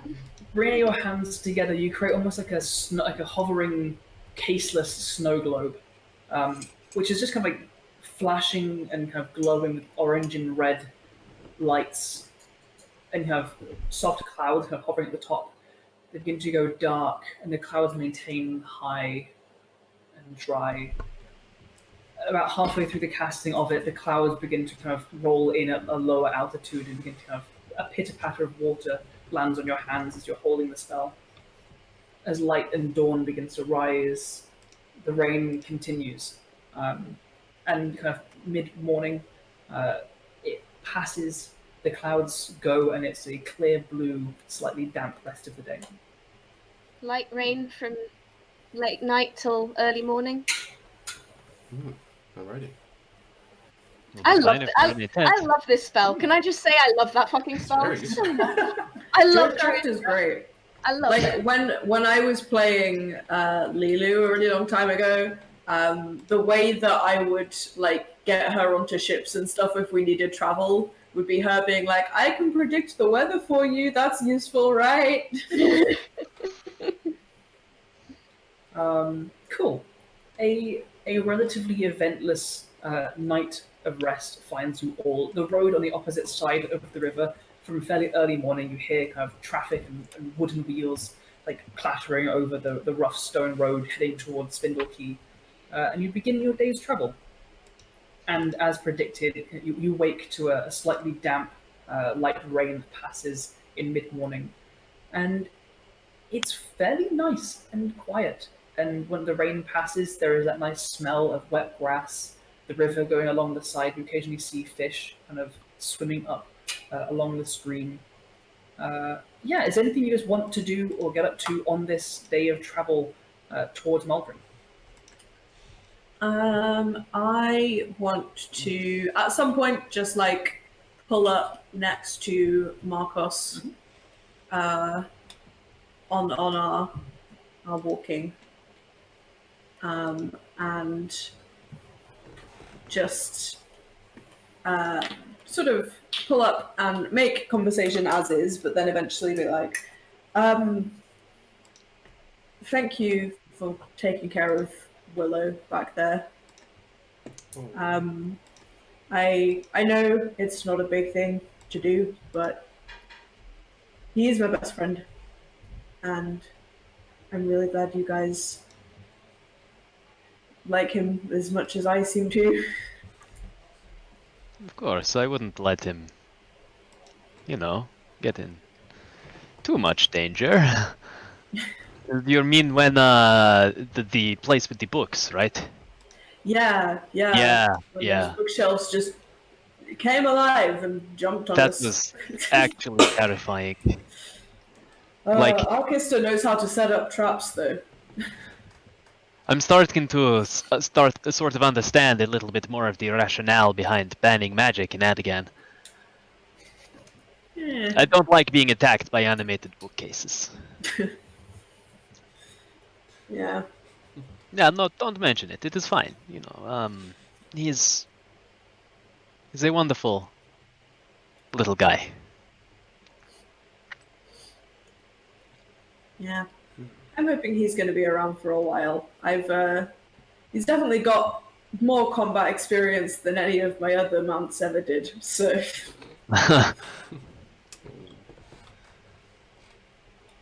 He's wizened. He's a wizard? He's a wizard. No, A battle-hardened bunny. Yeah, he's been knocked unconscious like 4 times now. A Lieutenant Lagomorph. Wow. A veteran rodent. I can't think of many more. Puns are not my strong suit. That's the real role playing here. David being like, I totally can't do puns. Alright. Anybody else with anything to do, or are you guys happy to just keep walking along there beside him? I think one small thing while we're walking back, Nute will go up to Hemlock. It's like, so the job was, I'm guessing that was the Mind Flayer, right? Part of it? Maybe. Look, Maybe. Look, and I will explain the whole like Mind Flayer was an orc and blah blah blah blah blah. I will give all that jazz to Nute as we walk, morbidly animated. Oh, good. Like- You're very excited about this. Well, no, like, Nute's very much in that, like, moment of seeing that their partner is, like, really invested and really excited about something, and it's just, like, hyping him up, like, oh, hell yeah, this is fucking sick. Yeah. Oh. Love that. I don't know what And, this like is, think but about all the potions. Yeah, Nute's 100% like, I have gonna no try and make fucking a idea what you're saying, but it potion. sounds cool. That's me when Andrew Yeah. talks about Siege. pretty much. I don't know what this means, but it sounds great. Me when Jesse talks about roller derby. So, as the sun begins to crest past noon directly above, and a clear blue sky begins to become illuminated in a various gradient of blues as the sun begins to make its way towards the evening side, down, setting closer towards Voln, far, far in the distance. You guys can see the rising stone walls and towers that have dot the landscape around Maldrin, used so many years ago in the Giants' War. But for now, lying guarded, but guns not necessarily loaded, ready to fire at any moment. As you get closer, you get towards the bridge that crosses the Bray River. You know that to the left, to continue along the river would find you the Babbling Sage, and to the right heads towards Maldrin. And as you reach this crossing point, Ashura, kind of riding his large white-furred snow, pulls you guys to a pause, and in an amazing accent that closely resembles a wonderful friend Alex, he turns to all of you. Thank you so much for everyone for coming with me to do this. I think I might just go and talk to her to begin with. I don't know how this is going to go, but I won't do anything rash without you. Sounds horribly uncharacteristic. Make any deal. No deal. deals. And Parias would, if you wish, I can accompany and let your friends know when you made a choice. Please do. Oh, you have this ending spell. Yes, I do. You can like wait outside, and then have a chat, and then you send a message to them. Yes, that sounds like a good plan. Guys, we can just take a break for a minute, just let Andrew... Just let Andrew do some dialogue, you know? And he kind of like turns to you guys to double check that you guys agree to this kind of plan. Yeah. Of course. I mean, if you think it is best, then yes, the NPCs can leave and go do things. Like I said, I won't do anything too crazy. I won't make any deals. And if, like, basically I'm going to ask her, like, can I just, like, undo it or take it back or something like this? It was quite a bad deal, so maybe I can get a refund. I don't know how this works. just make sure that you bring your receipt with you as well. I've heard that helps. Oh, I know. I already threw that away long ago. No, anyway, Those high No, I receipts. believe under Aldegani law, the returns policy is 28 days or less. Oh. I think it's been over that. Yeah. So, If she is a licensed retailer, then she is under no obligation to respect your refund request. Yeah. So no, I'll speak to her, and if she says no, then I think I'll probably just go and be like, oh, okay, this sucks, and then I'll come and find you guys, and we'll try plan B. Try a different strategy of negotiation. Approach. Yeah. All right. I will see you all soon. Then I will hopefully be there in time for dinner. Are we? Hope's not here. Are we meeting with? Never mind. We'll I'll find you.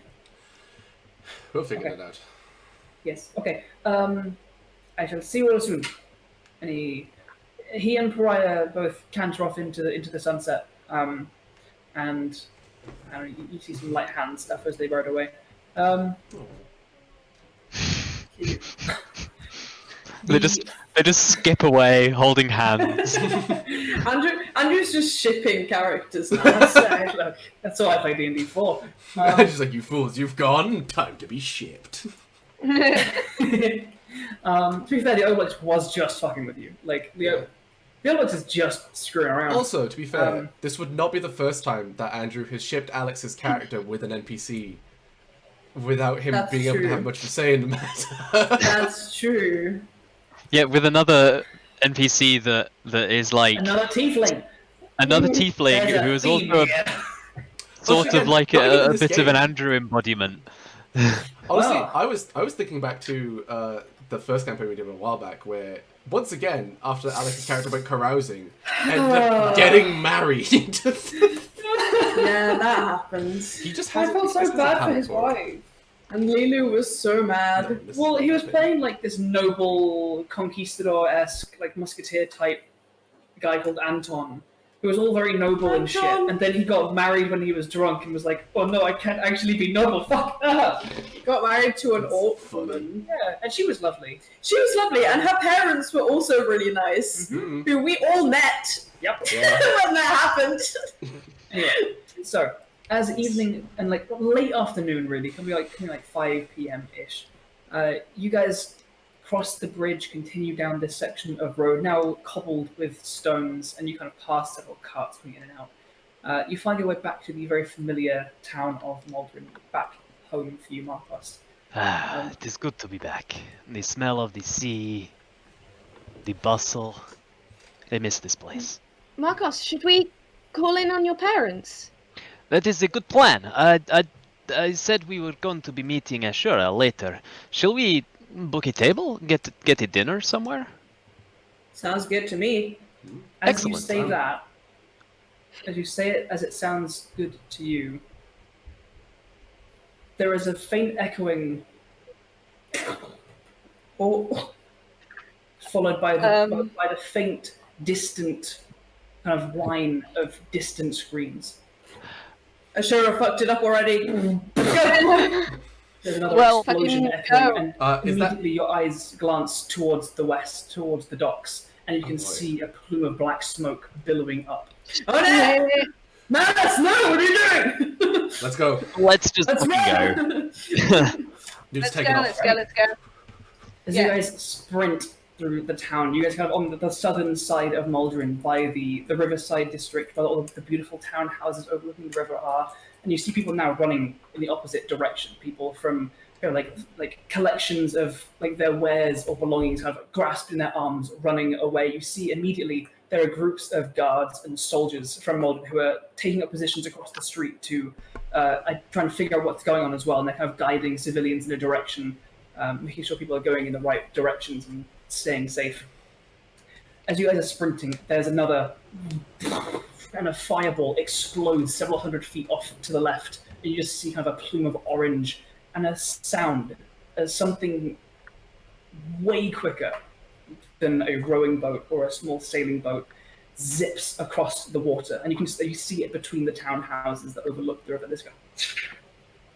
I'd like to get on a roof. Nearest roof to me, I'm going to get on it, and I'm going to get my rifle out and track that moving object if I can. with the scope. As you, so the townhouses go up a hill. So you're kind of halfway up it already. Are you going for like a climb up the side, looking for a staircase? What's your method of getting up there?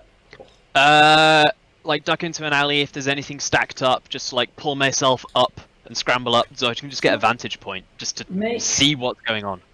Okay, it's easy enough to do. While Markos is climbing up onto the roof to do this, what are the rest of you guys doing? I'm on Willow, and like he is sprinting down to those docks to figure out what the fuck is going on and to make sure people are safe. Yeah, I'm like going. I need to be there. Okay. And like anyone that I see on my way there, I'm just going to be like screaming at people to get away from the docks and just go. Okay. Hemlock and Nute, what do you guys do? Yeah, Nute will be basically running there too, although we'll keep pace with Hemlock. Don't need to. Don't need to. I'm gonna wild shape, and I'm gonna go giant vulture, and I'm taking to the skies, going up, seeing if I can get an aerial vantage. Yeah. I like to think that the people of Maldrin are like, oh, the Soulguard are here. It's fine. Like, I mean, to be fair, we're famous now. So what happens to Nute is that he goes back like, oh, don't worry, I'll keep pace with you, and then just like. Fine. Okie then. Full speed ahead. Markos, make a perception check for me. I'm using the scope. Does that? Yes. Advantage on long distance ones, right? By the way, Andrew, there is no music in Roll20 currently. I think the playlist thing is being oofty boofty. Oh, guys, I still haven't gotten above a 10, but my highest roll for the evening is now a 9. So, oh crap. No, I don't want to open Outlook. Sorry. One moment, please. So that is a dirty 20 total perception check to scout the fast-moving boy. Yeah, so as I had like a small burst of music and now it's gone again. Yeah. I don't know why that's happening. It says that it's playing. Let's try this. Let's try that. Oh. I don't know if that'll play the next one or if that'll do the same thing and skip.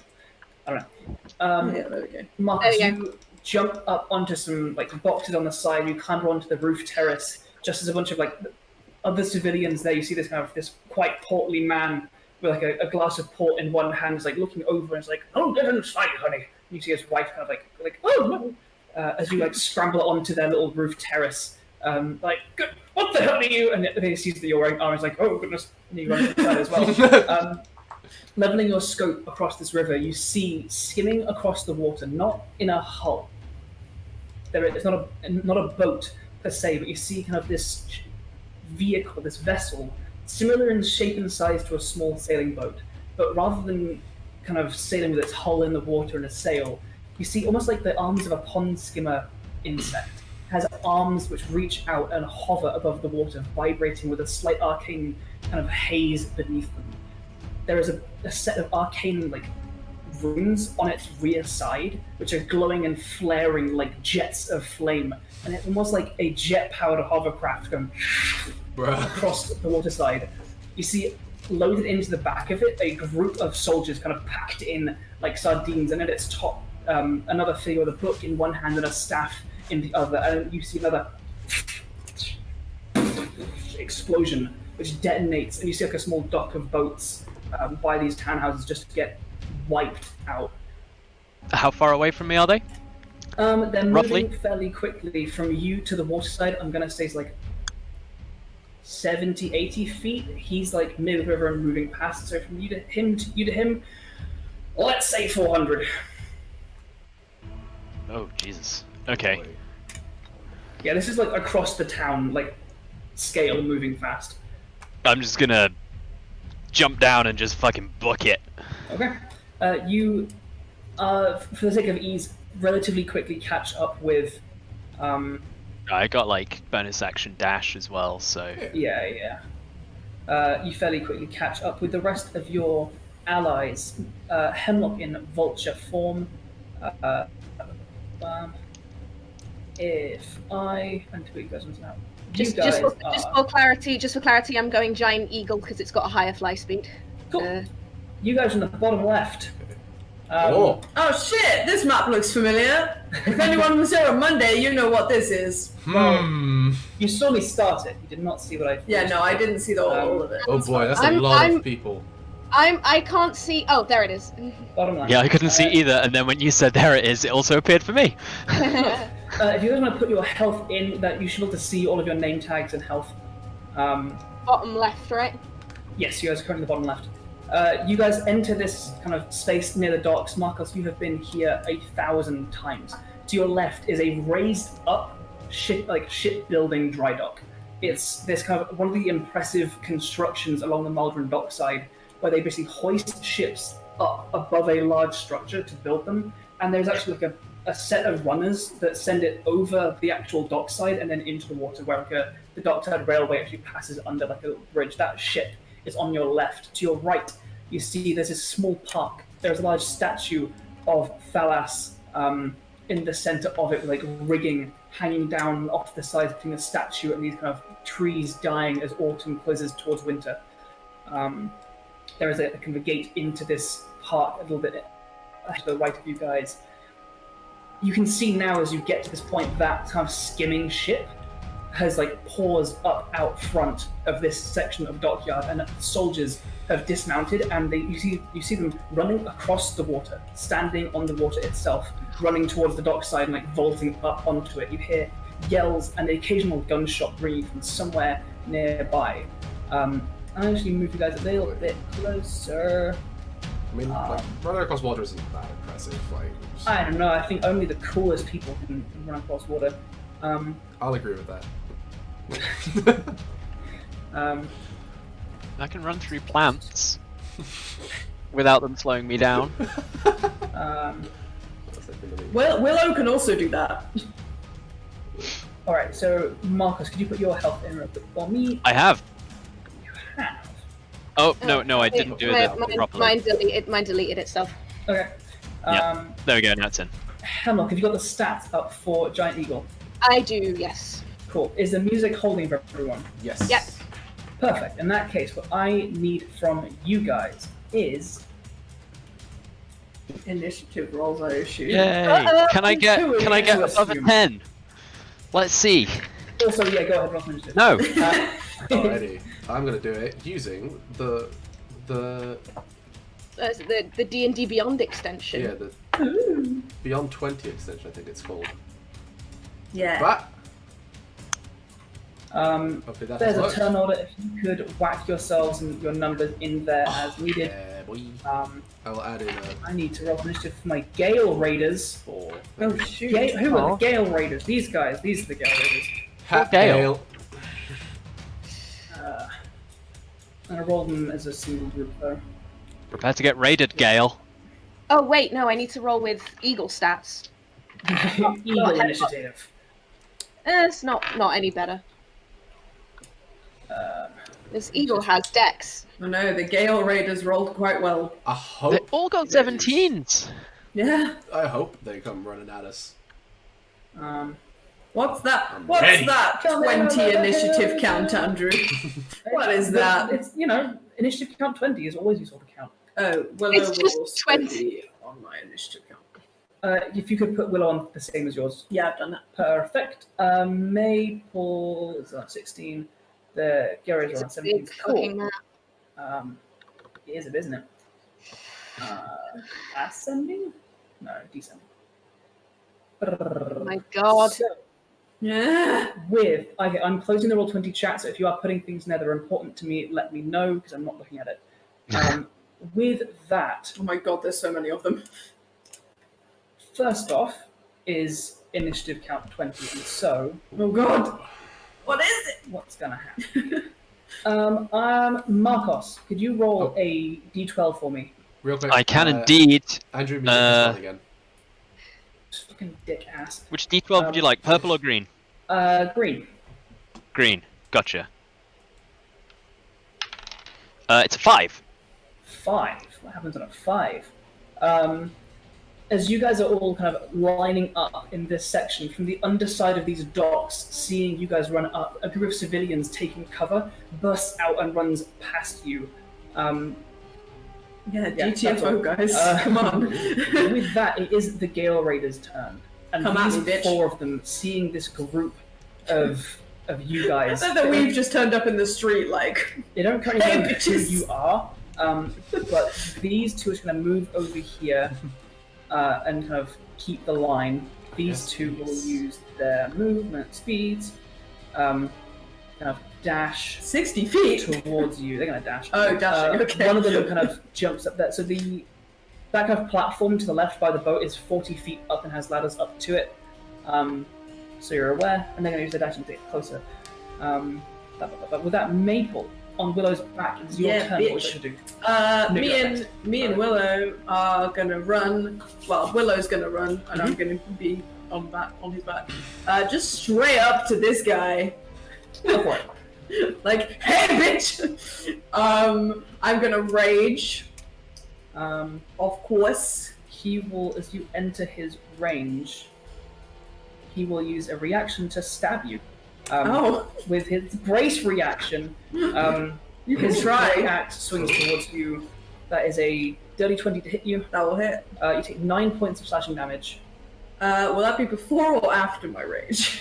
It's when you get to him. So if you raged when you got there, it'll be before. That's fine. I'll take it. Cool. And just continue with your. Okay. So yeah, I have raged. And I'm gonna reckless attack Go for him twice. Well, the first one will have a reckless attack. No, reckless is for the whole time. Is it? Yeah. Oh, nice! Yeah, this is dark. Yep. It's just that you need to call it. Fuck yeah. Yeah, that's a 24 on the first attack. Yeah. Beautiful. And a 25 on the second attack. So that's 2d4 plus sneak attack. Give you a rage damage. And my rage damage. Do some maths, girl.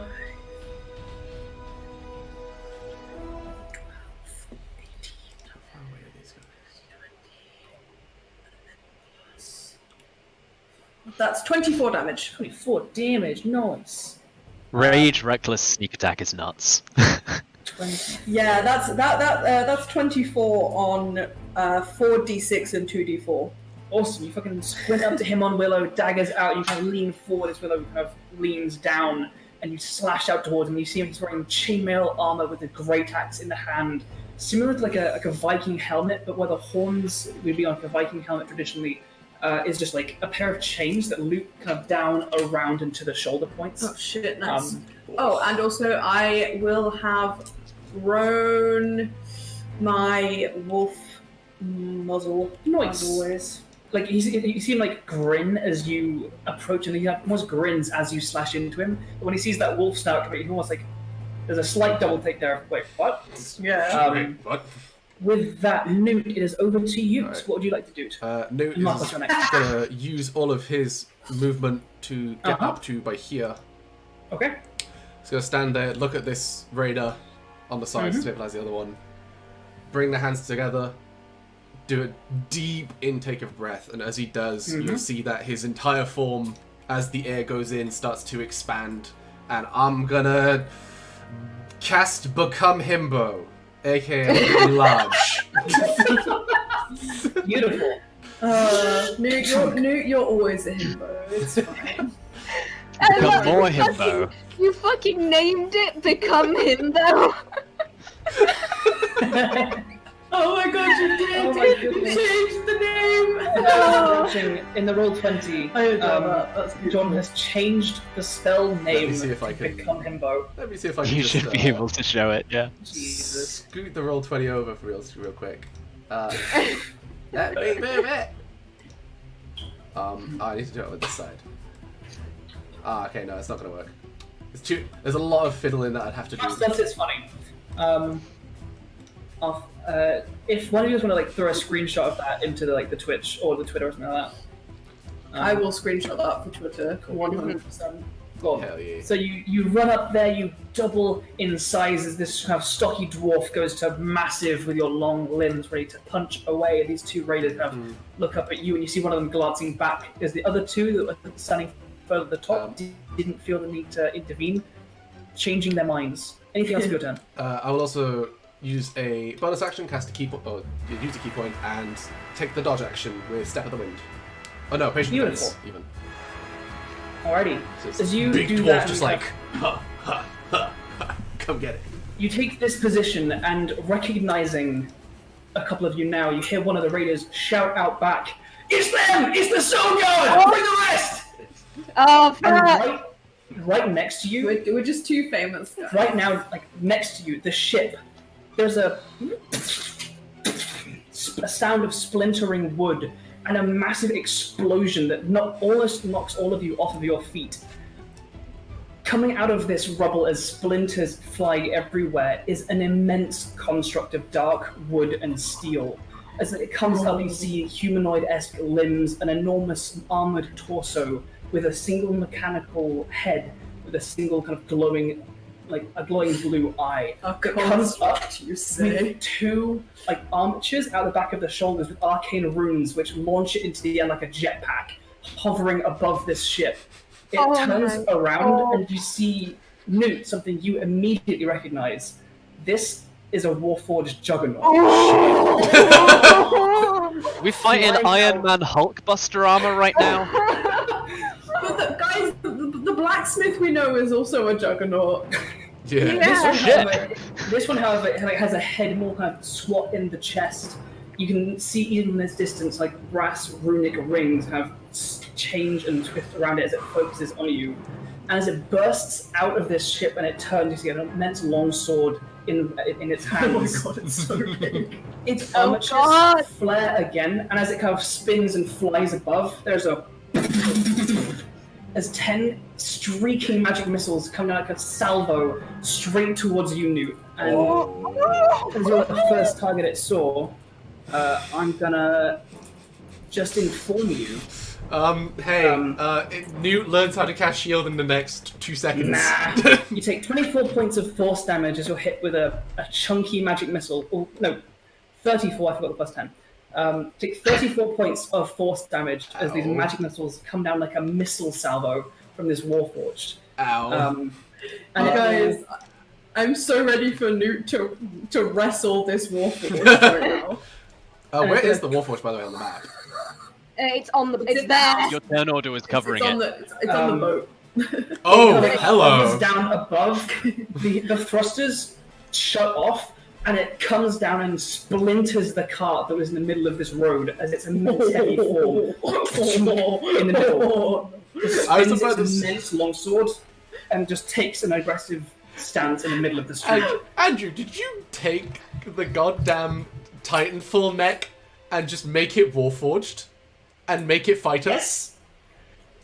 Markos, You son it of is a your gun, I turn. love it. What would you like to do? Can you tell that Andrew replayed Titanfall 2 recently? I have no shame. Markos, it is your turn. Hemlock, you're next. I don't know what to prioritize. Warforged mech is a problem, soldiers are a problem, wizard is a problem. I think I'm going to think, fuck that wizard up. Okay. But first I've got to get there. So first what I'm going to do is I'm going to Hunter's Mark this boy Okay. as a bonus action. I'm going to run 30 feet to here. Okay. There, let's say. And I'm going to make 2 bow attacks against him. He has a friend of mine. He does. With him. You will get sneak attack. Excellent. I'm going to use my bow for this. Okay. So that is 2 shots. The first one is a 17 plus 12. The next one is a 16 plus 12. Both hit. Excellent. He will get Hunter's Mark on the first. And sneak attack. And sneak attack, which is another And Colossus 26. Slayer. Because screw you, man. Already, yeah. Oh, and he's already been hit. Colossus Slayer, yeah. Sometimes Okay. people ask me, like, how do you balance for guns? Isn't the gun Markos uses so OP? No, this is the bit that makes Markos nuts. Oh, can I sharpshooter both of those? No. Oh, it's too late now. Yeah, I've told you that it's hit, and so no. Yeah, it's way too late now. Okay, that's fine. So that's 2d8 plus 2d6 plus 4. That is 12, 15, 17, 21 points of damage on the first shot. Okay. And then the second one is just the d8 because there's no Colossus Slayer or sneak attack. That is a 6 plus 4 is 10. 10 points of damage. These 2 arrow shots. He's kind of squaring up against this jackalope riding gnome. Sorry, I forgot Hunter's Mark is on every one of them. So that's another 4. Another 4. These 2 arrows sink and penetrate right through his chainmail armor, and he like doubles over in pain. His attitude immediately turning from "Yeah, come on" to "Ow, fuck." Anything else for your turn, Markos? No, that's it. I will shout out. We need to get rid of the wizard. He can pull extra people in. I've just turned into a Skyrim guard. Shit. Hemlock, in eagle form, what would you like to do? Where is the wizard? You guys just you saw the kind of the skimming craft pull over the front of the harbour. It's near the front of the docks, right up ahead. Okay, I can't get to it. Okay, okay. I can't get to it yet, so I'm going to use my. I'm going to use 60 feet or 65. No, 70. I can't count to get above this guy, like right above him, and I'm going to. On his head, and I'm going to multi-attack with. Slash with my. I've lost the thing. Oh my god. Okay, there it is. Oh, good. Okay. So yes, first one with beak and second with talons. Sure, go ahead. With the beak, that is a 24 to hit. Yes. And with the talons, that is a 8 to hit. Misses. Yep. So that is not very much damage, but that is 9 points of damage. I beak him. No, I've just moved you so I can access his thing. Yeah, of course. I think that's that. Cool. Yep. Alright, you come down above him, and he's like. He sees you come in, raises his axe in preparation. You kind of pull the axe with the talons and bite him in the upper shoulder. He cries out in pain. Anything else for go? Do I keep it up? I'm going to keep it up for now. No bonus actions. Yeah, that is. One last thing, Hemlock. Could you roll a d12 for me? I can. That is a 12. 12? One of the immense stone towers that lines the harbour, there's one maybe 600 feet to your left. There is an explosion that rings out, but not one of an arcane fireball, but one of a cannon. There's a from above. Markos, do you want to just roll a d20 and add 6 for me? Ooh. I really do. That's 21. 21, absolutely. Do you want to roll 60-10 for me? Jesus! Oh. Okay. Hell yeah!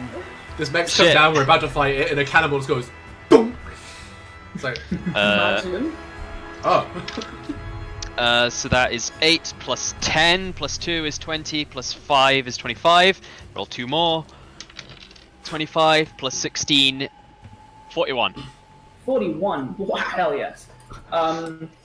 You hear this explosion, and there's a of water from the harbour, and as you look towards that direction, you see this cannonball struck one of the armatures of this shore skimmer, of this kind of speeding craft, and has shattered one of the sides of it. It's still floating, but it did take a good old chunk of damage from that cannon shot.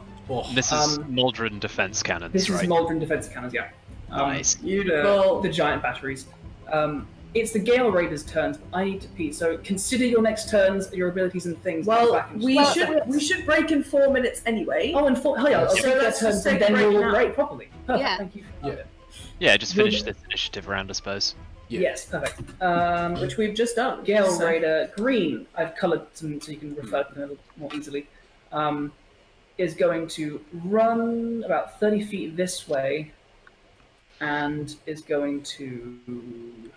No, he's going to throw a javelin at Eagle Hemlock. Okay. So javelin comes towards you. Oh no, they haven't got javelins. He's got a short bow. So he'll take 2 short bow attacks at you. That is a 17 and a 20. Both hit. Both hit. And not the scariest people with short bows in the world. You take a whole 7 points of piercing damage. Mm-hmm. And he kind of throws his bow on his back and he pulls a great axe again to stay vaguely relevant. The one that you just attacked, Hemlock, is going to recklessly attack you with the great axe. Okay. So the first attack is the barbarian, I see. These are so that's a 16 to hit. Hits. I've got And- AC 13 in this form. Perfect. And then the second one is higher. So you will take 18 points of slashing damage as his great axe carves up, cutting into your talons and feathers. I am Hemlock again. Alrighty. Oh no. Kind of collapse to the ground. You weren't really high enough to take damage from that, but you are Hemlock at least once more. You'll have advantage on him next turn, though, whoever Yes. attacks him. Maple. Me. Yeah, the guy in front of you is going to. There's also a massive juggernaut in front of him. Yes. he doesn't want to die. He's going to disengage. And he's going to dash away from you. Bye, bitch. Yeah. Coward. He doesn't want to die here. Bye, bitch. He's going to basically trade places with his friendo. And Wait, orange. scratch that. I am still an eagle, so I am an eagle on 1 hit point. Oh, hell yeah. His friendo is going to trade places, but not. He's not going to go full distance. He's going to get back to there, and he puts his bow on his back, and he pulls out a pole axe, like a long pole arm, in his hands, kind of like looks to go take a defensive stance in this part of the road. Maple, it'll be your turn next for a Nute, but for now, at 8:30, we are going to dive into our break. We're going to be half an hour, so go and hydrate, go get any snacks you need, go to the bathroom, go tell whoever's in your household either to go do their dishes, or that you love them, not both. But what if I want them to do the dishes and I love them? Well, look, that's a bit extreme. Anyone else got any things to say I before would break? like to really, really thank the lovely people who subbed to us today. Hell We love yes. you so Yeah. much. Yeah. Thank Look at you you. for all of the hype training. Hina, and Hina being amazing. hype train Mitch, conductor. First of Tofu. our 2 first subscribers, up there with also Tofu, and Hina gifting the subs, and all of you just being wonderful. Absolutely. And we love you. guys are heckin' beautiful, and we love you. Thank you so much. And also thank you to For everyone all who of your donated all the support. bits as well. This is very Yes. lovely. Yeah, absolutely. I need to ask you people what that means, because I'm... Yeah, we'll explain it to you, Andrew. Don't worry. It's a Perfect. Twitch. So, Yeah, they're donating their bits.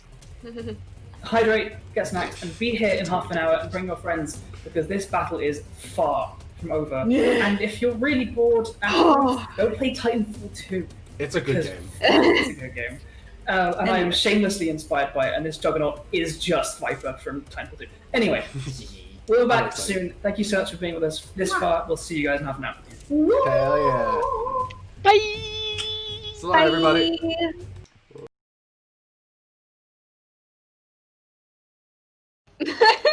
Hello, everybody. Hello. Hi. Like just as Andrew took a mouthful of food.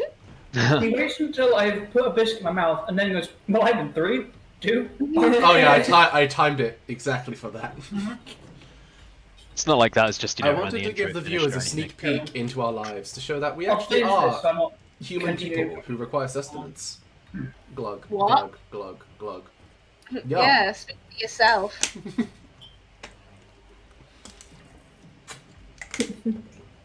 Nom nom nom Well, nom nom. It's fine, Andrew's Andrew. eating Everyone in the biscuits. chat is talking about snacks anyway. Andrew's Yeah. eating biscuits. Mitch says they've got their snacks. Snacks achieved. Oh, hell yeah. Fuck yeah. Alright. Snack and cheese. I didn't have time to make dinner, so I had a bowl of Cocoa Pops. Nice. I had a bowl of chocolate pillows. Nice. Chocolate Miami cereal today. Alright, is everyone good to go again?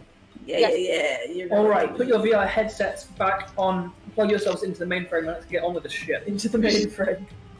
Alrighty, where we left off, these Gale Raiders repositioned themselves around this street, seemingly trying to fall back if near death, or come to stem the flow of you guys to buy more time and to apparently destroy the ships in dock here in You Maldrin. can't step my flow.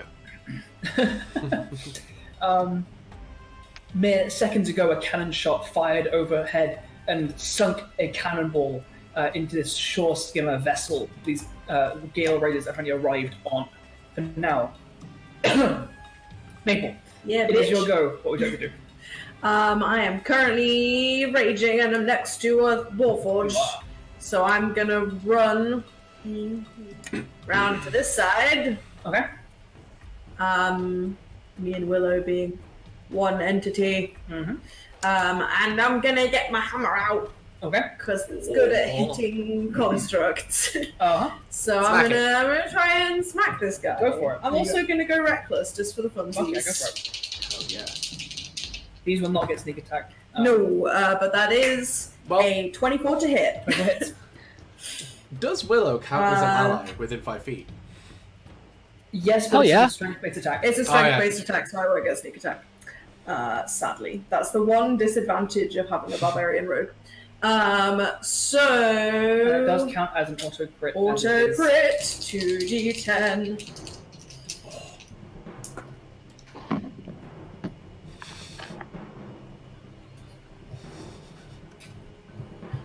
That is 16 damage. Nice. Yeah, nice.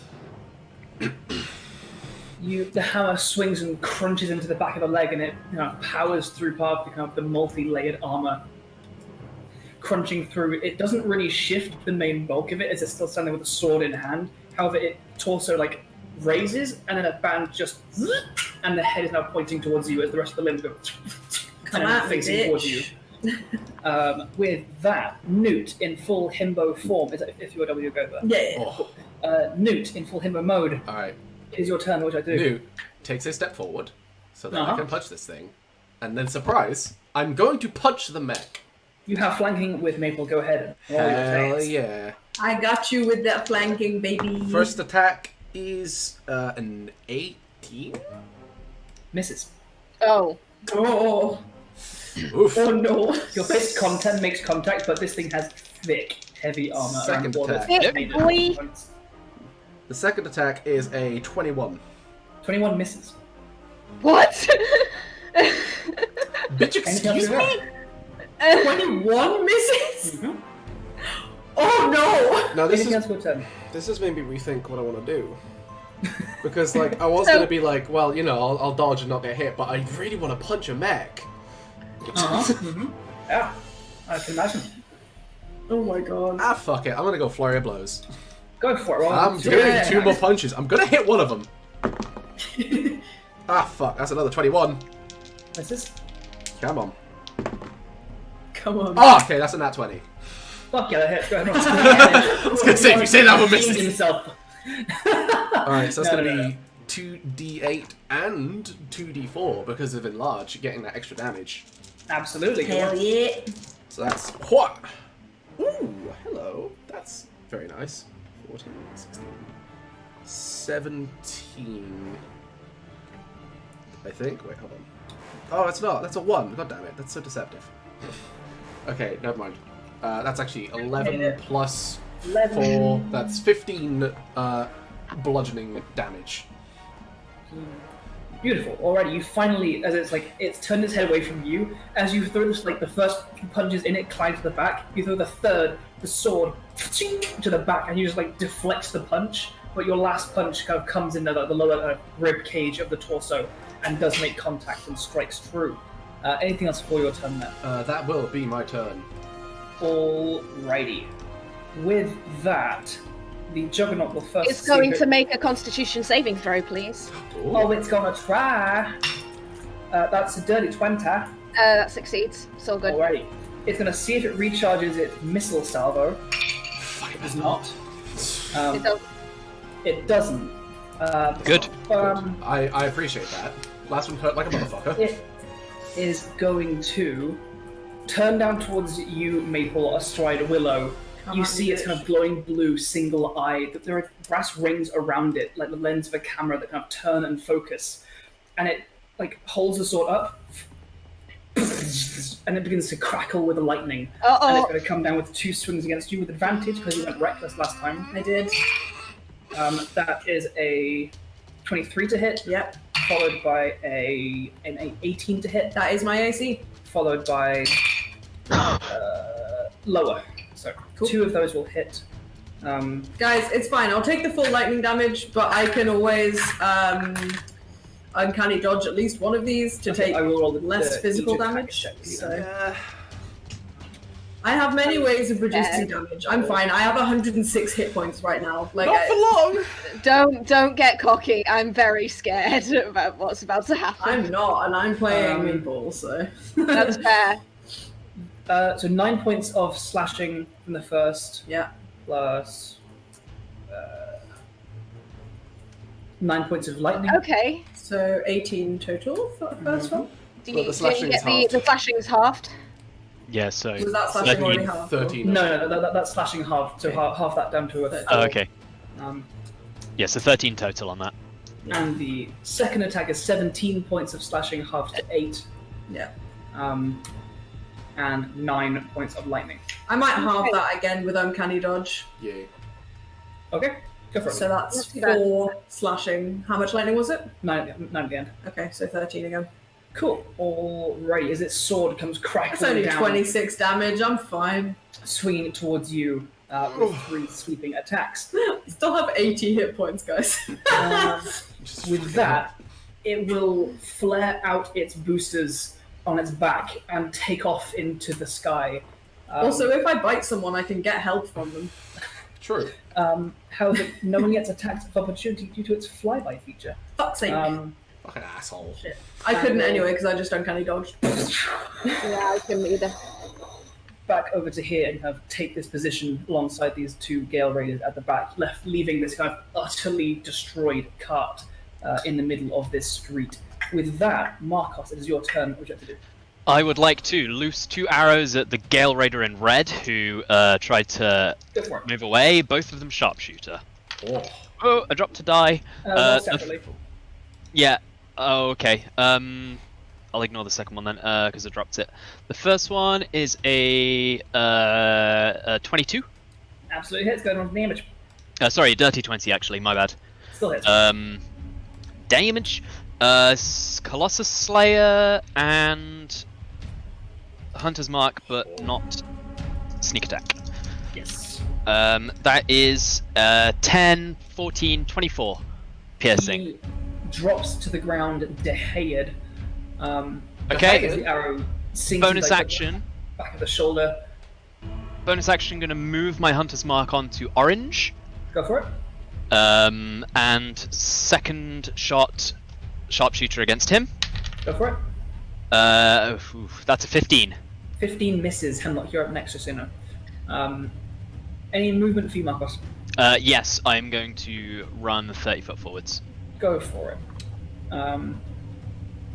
Alrighty, anything else for you before Hemlock? Nope.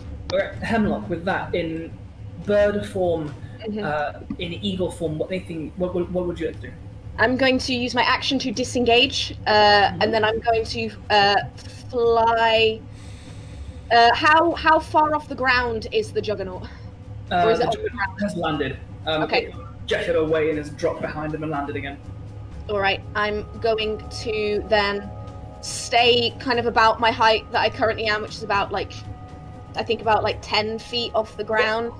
And I'm going to, let me just measure it out really quick. I'm going to fly my 80 feet to here. Okay. That is my turn. Alrighty. With that, the Gale Raider that is piloting the shore skimmer is going to, at the command of the Archbannerman, reversed slightly. The boosters on its back kind of flare up and spin and go, and the vessel kind of skims across the water back towards you, giving this wizard line of sight onto the street full of you guys. And it is his go.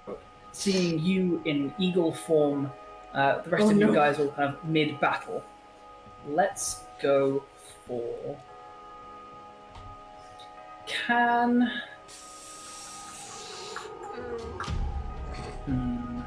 Yeah, I think so. Can Eagle Hemlock please make a dexterity saving throw, please? I can. Dex saving throw. Oh God, Jesus. Oh no. Not good. 7. 7, alrighty. You take 33 points of fire damage. Eagle Hemlock is down to regular Hemlock. and you are on fire. Okay. Oh no! Try to find a good burning image. That'll just about to do. As he casts immolation on you. Okay. Oh Just like fuck! standing on top of this vessel, book in one hand, a staff in the other. He kind of leans down slightly with a grin. You see how darkish grey, elven features, not quite full drow, but definitely some have drow heritage in there somewhere. Just make sure I got the details on that correct. At the end of his turns, cool. With that, initiative count 20. Meg, can Yes. you roll a d12 for me, please? Sure, I can. 4.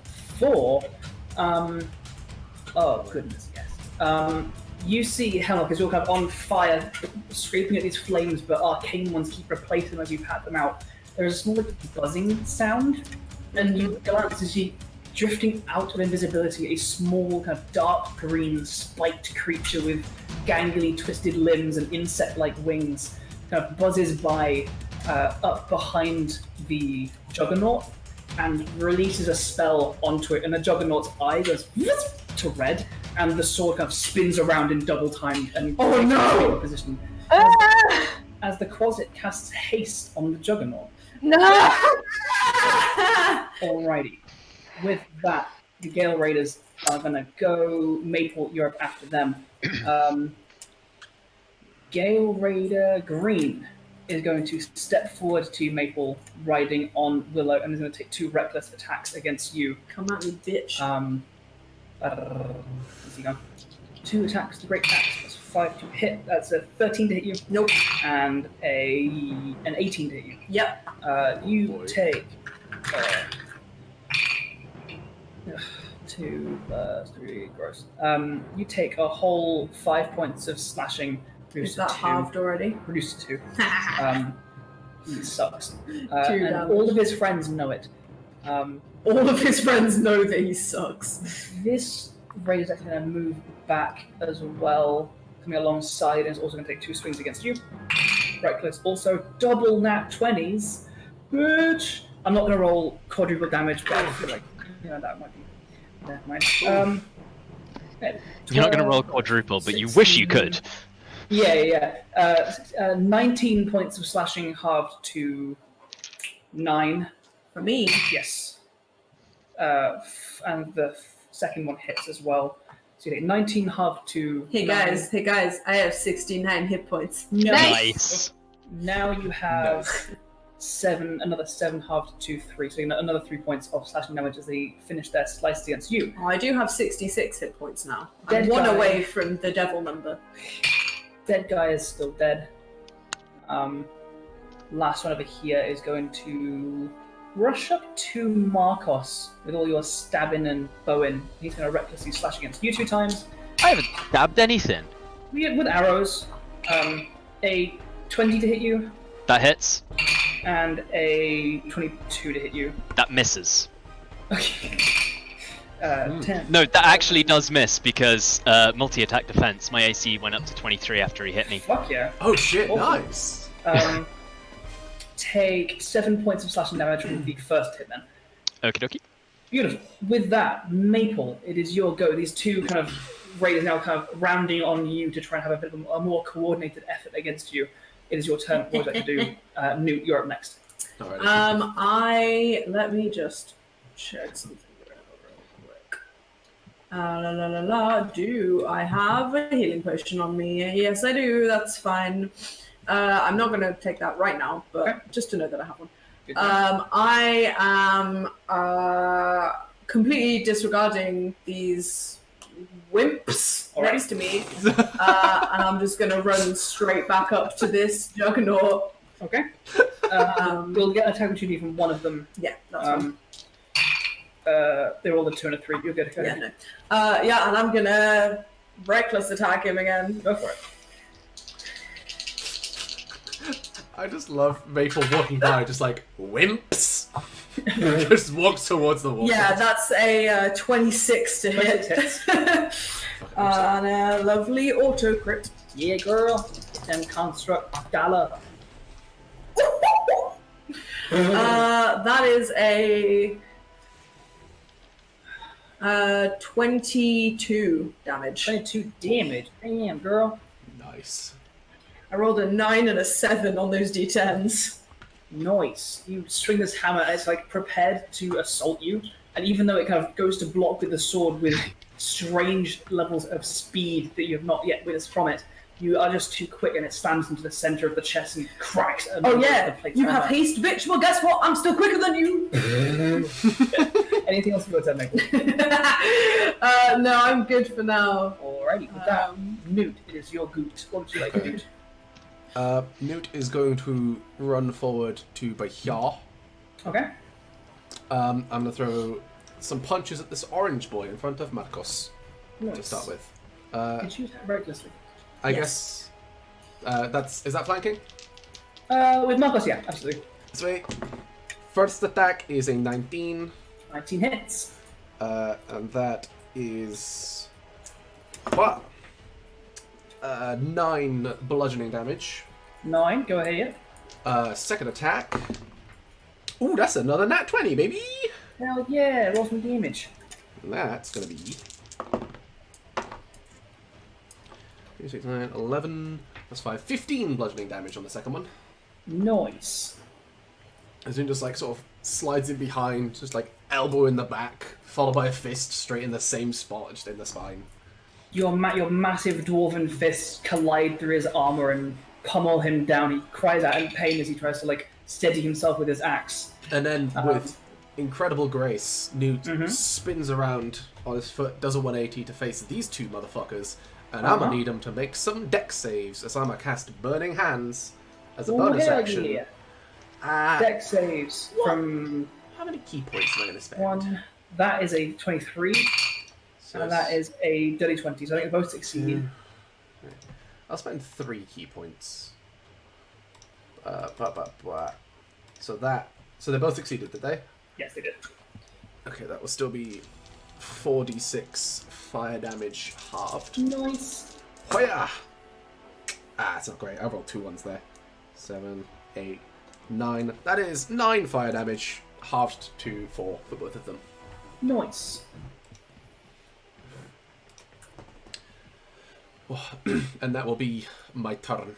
Beautiful. They both kind of stagger backwards as they raise their axes up and try and block their eyes to mostly success, but you can see like some singed eyebrows, and they're kind of coughing slightly as the fire burns the oxygen from the air immediately in their vicinity. With that, Maple, as you swing this hammer straight into the chest of this juggernaut, and you draw your hammer back for a second strike, it's like eye like narrows, and it first sees if it gets its salvo back. It does not. Thank God it hasn't got those missiles back this whole time. So instead it will just make 6 attacks with its sword. Jesus Christ. Real quick, haste attacks only give you 1 more attack. No, you don't get all of your attacks doubled. It is one thing with the haste spell. Oh yeah, you get to make an extra attack. Yeah, you don't get the full attack action. Get out of here, you bot. Well, you are correct. Thank you. Okay, so 4 attacks. Okay. It's only going to be 4. All with I'm gonna write advantage. these off pretty quick. So that's a 22 to hit. Yep. A natural 20. Yep. Fuck. That's a 9, so a 17. Nope. This is my last one. Is a 26. Yep.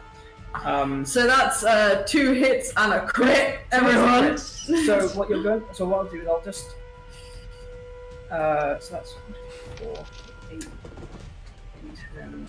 Oh, this is gonna hurt. Yeah, it is. This is the physical damage. Okay. So half that, take 21 points of Slashing. Have we gone another round yet? Could I use Uncanny Dodge again? You For at least one of those? Yeah, because you uncanny dodged the last time was when the Juggernaut attacked you. Yeah. Okay, yeah. So I'm going to do that again. That's all of the physical damage, though. So yeah, so it would just be one of those attacks. Yeah. So just take like the first 4 rolls are quite low, so just knock those off to be 4.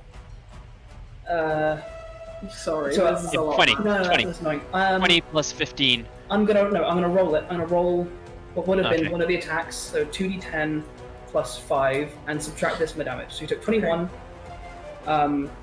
Of course you rolled fucking nuts like that. So it's all you take half, 10. So yeah, take 10 points Okay. of that. Okay. Well, I should roll this separately. That's okay. It's and hard. I'm sorry. It's all good. And take 26 points of lightning damage. Okay. Yeah. As it goes with its gigantic Ow. sword down towards you. Fucking rodent. Yeah. And it's going to 30 hit points, you guys. move away, and it's going to its boosters off of the ground, and this time it will back off about 10 or so feet, and then stay about 15 feet in the air. Why does it back off like that, as if I can't follow him? I mean, 50 feet in the air, you can't. With that, Markos, I have it's your arrows. turn. What would you like to do? Shit, that's fucking with my plans a bit.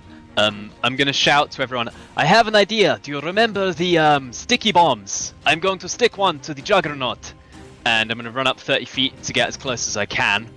And Okay, hurl a sticky bomb at it. go ahead. It's a big boy. I need you to still roll an attack. So roll your plus your dex and your proficiency. Okay, I guess I'm proficient with grenades. Yeah, Yeah. it's throw anything. Yeah, You can throw It's rocks. like throwing a stone, but a much more dangerous stone. yeah. It's floaty A stone. stone with And I need you napalm to in it. then, Plus my dex plus my proficiency, you say. yes. Yeah. Yeah. Come on. Okay, so that's a 10 on the die. Dex mod is a 4, so that's 14. Proficiency is 18 total. I have bonus to ranged weapons of +2 Even from with my that, fighting style. it doesn't quite hit. And so what I will instead do is say, roll me a d6, and this is going to be how many. This will be like how many squares beyond or to the side of it lands. Okay. This thing is still lit fuse landing somewhere. 3.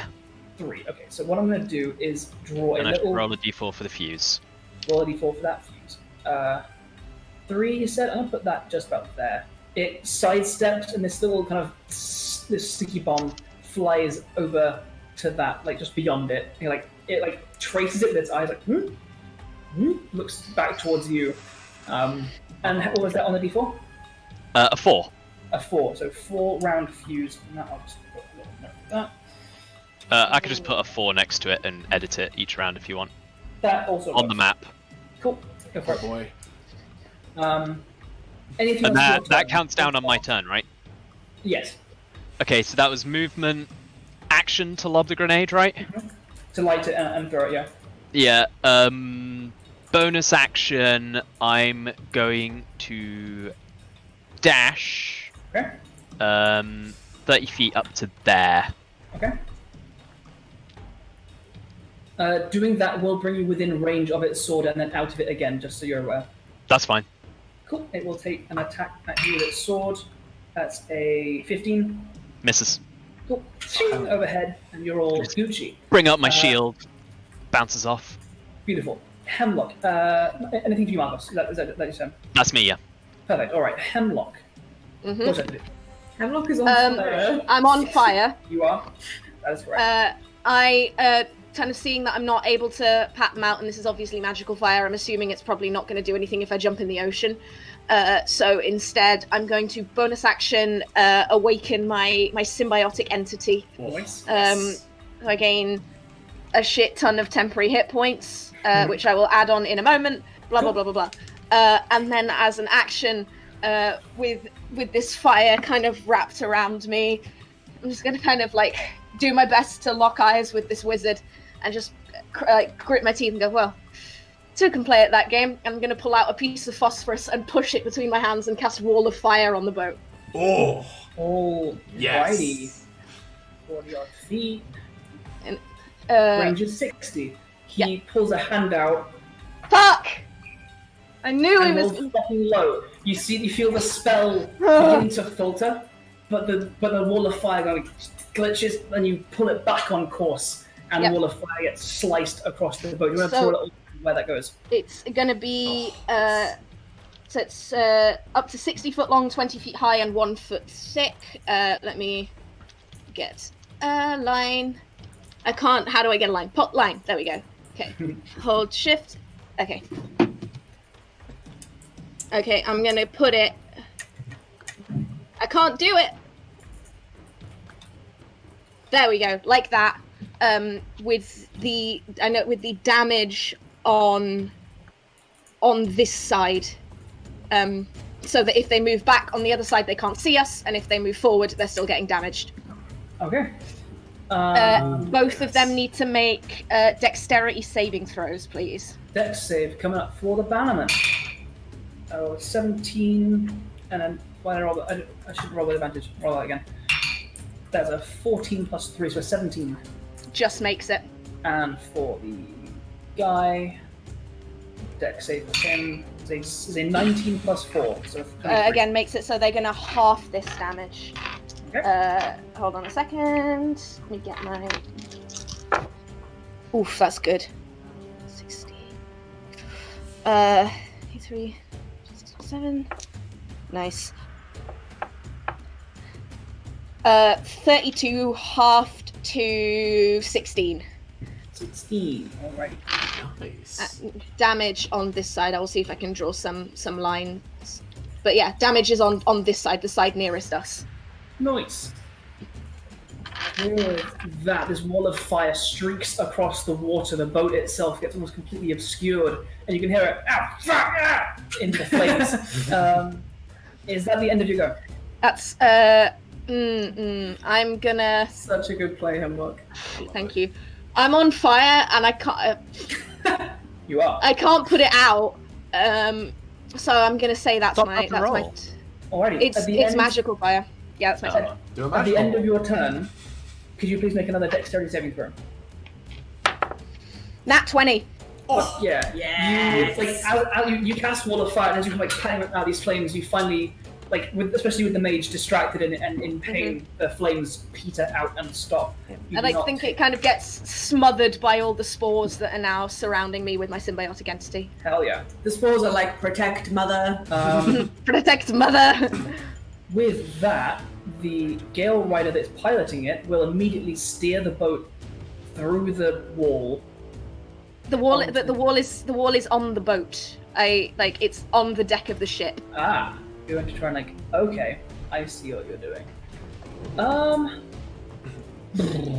I'm going to try. This is the part where we get to relative placement of spells again. Okay. Well, I guess easy thing what to look reference at frame is the?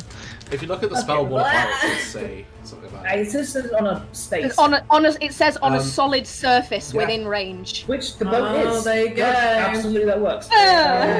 This Gale Rider is going to jump off the boat, landing on the water. Bye! And is going Sorry, to boss. dash this way to recommune with the rest of his troops. He swam. No, they got They got the water boots. walking. Yeah, he's gonna jump on. When they start their turn in it, is that a thing they have to do? It's when they end their turn in it. End The creature takes the same damage when it enters the wall for the first time on it. When it enters the wall for the first time on a turn, but they're already in it, or ends its turn there. Okay. So they will basically abandon that skiff. Also, the skiff will be taking that damage as well. Yeah, it'll be on fire which now. is awesome. The skiff will be taking. I'm assuming it can't make dex saving throws. So it'll be taking 5d8 fire damage around. Skiff, more like Nice. He is going to nod his head to you. You're right. Two of us can play at that game.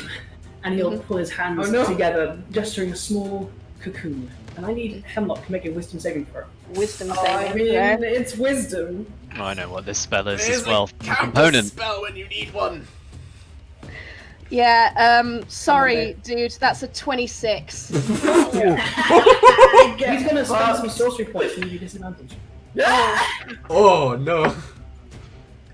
That's a 25. Yeah, you Bullshit. fine. He pulls a small stone out of his pocket, whispers something, Oh no. and then reaches in something further as he kind of begins to look around, not panicked per se, but like look around to kind of assess the situation of the rest of his troops. And as you, Hemlock, get to this point in the docks, looking across, you can see the next crossroads over is a raging battle. You see groups of Maldrin soldiers fighting against more of these Gale Raiders. The Gale Raiders seem to be holding them back, though. And then a number of other Gale Raiders are on the piers, on the ships, like running about on the ships, and the guards are trying to fight their way to them, but the rest of the Gale Raiders are holding them back. It's fine. We're about to blow up this juggernaut and make our way over. It's fine. But with that, I've got a proper wizard first. Initiative count 20, which you do notice with your passive perception, Hemlock, you absolutely notice over by this other battle, like over 100 feet away. You see another explosion, like several thousand feet away, like a further northern part of the docks. Like as it kind of curves around a bit in the river, you can see it go off on that far side. There appears to be more than one battle like this happening. And you see a small storm cloud, like flush into the air, and then lightning begins to go off in the distance. Okay.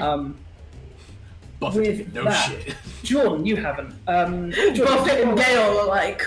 Is it D12 time? D12 time, baby. What? That's an 8. 8. Okay. The juggernaut For explodes. you. No, malfunctions. You hear running behind you, as kind of running between the streets is a small squadron of other gun scouts wearing similar armor and weapons. Yeah!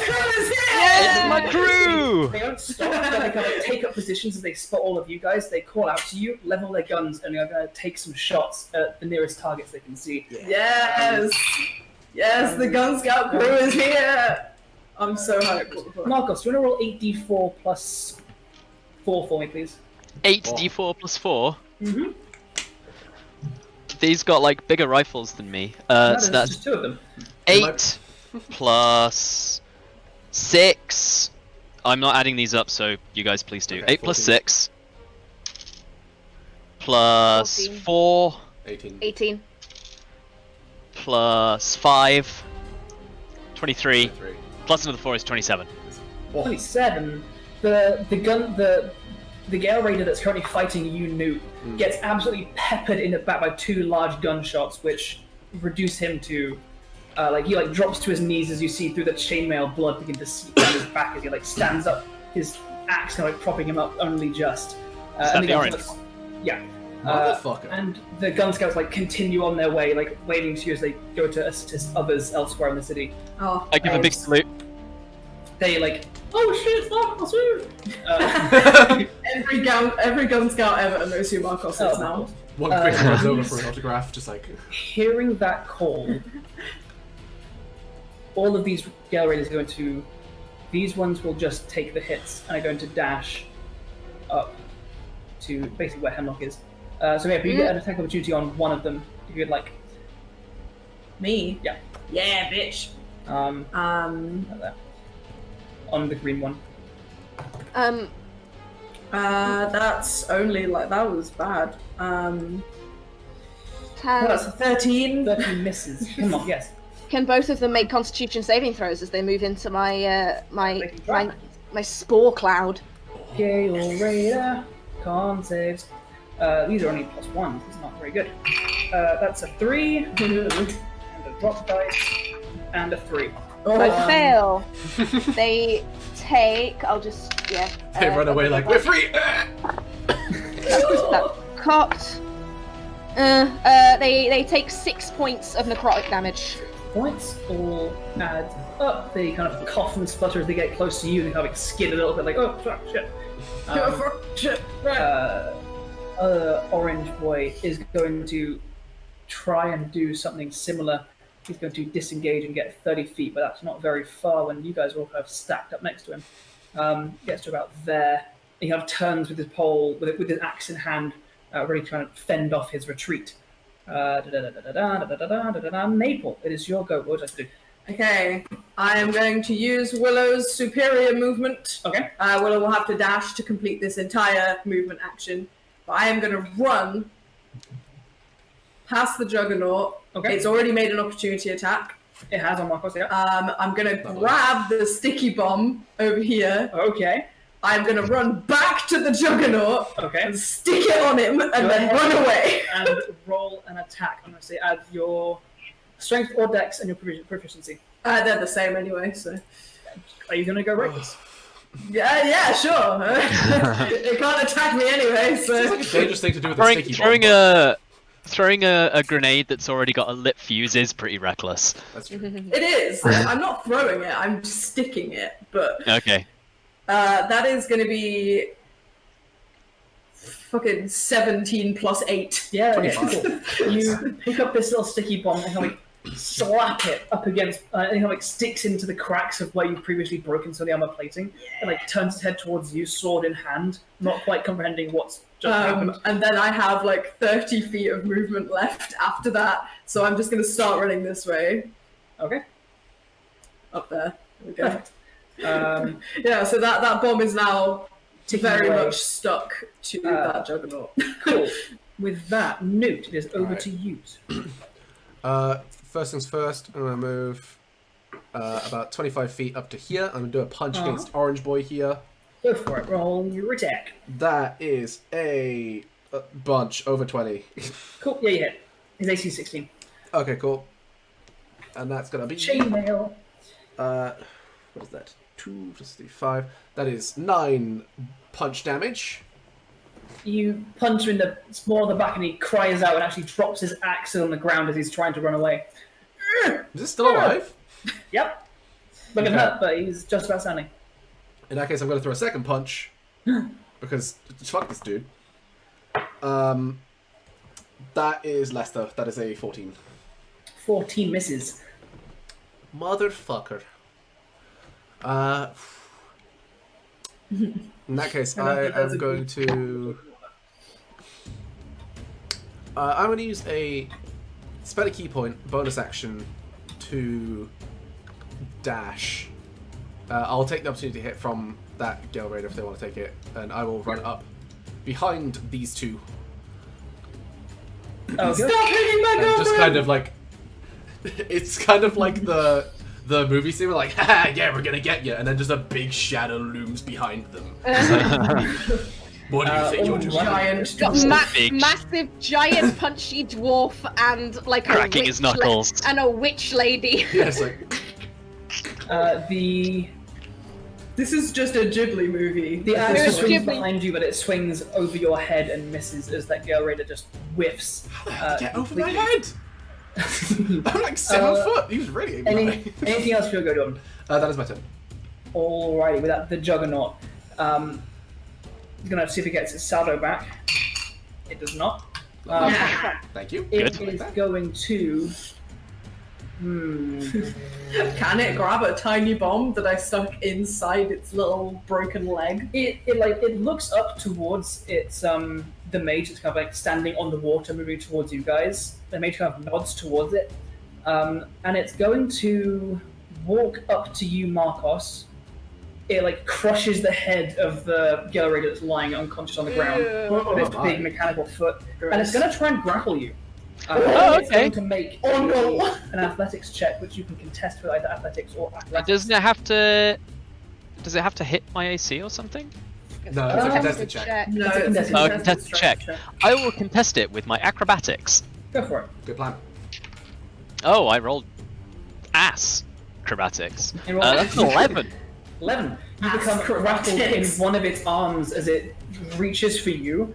It is then going to turn with its... That's one attack used to grapple you. It will then use 3 attacks down onto you, Maple.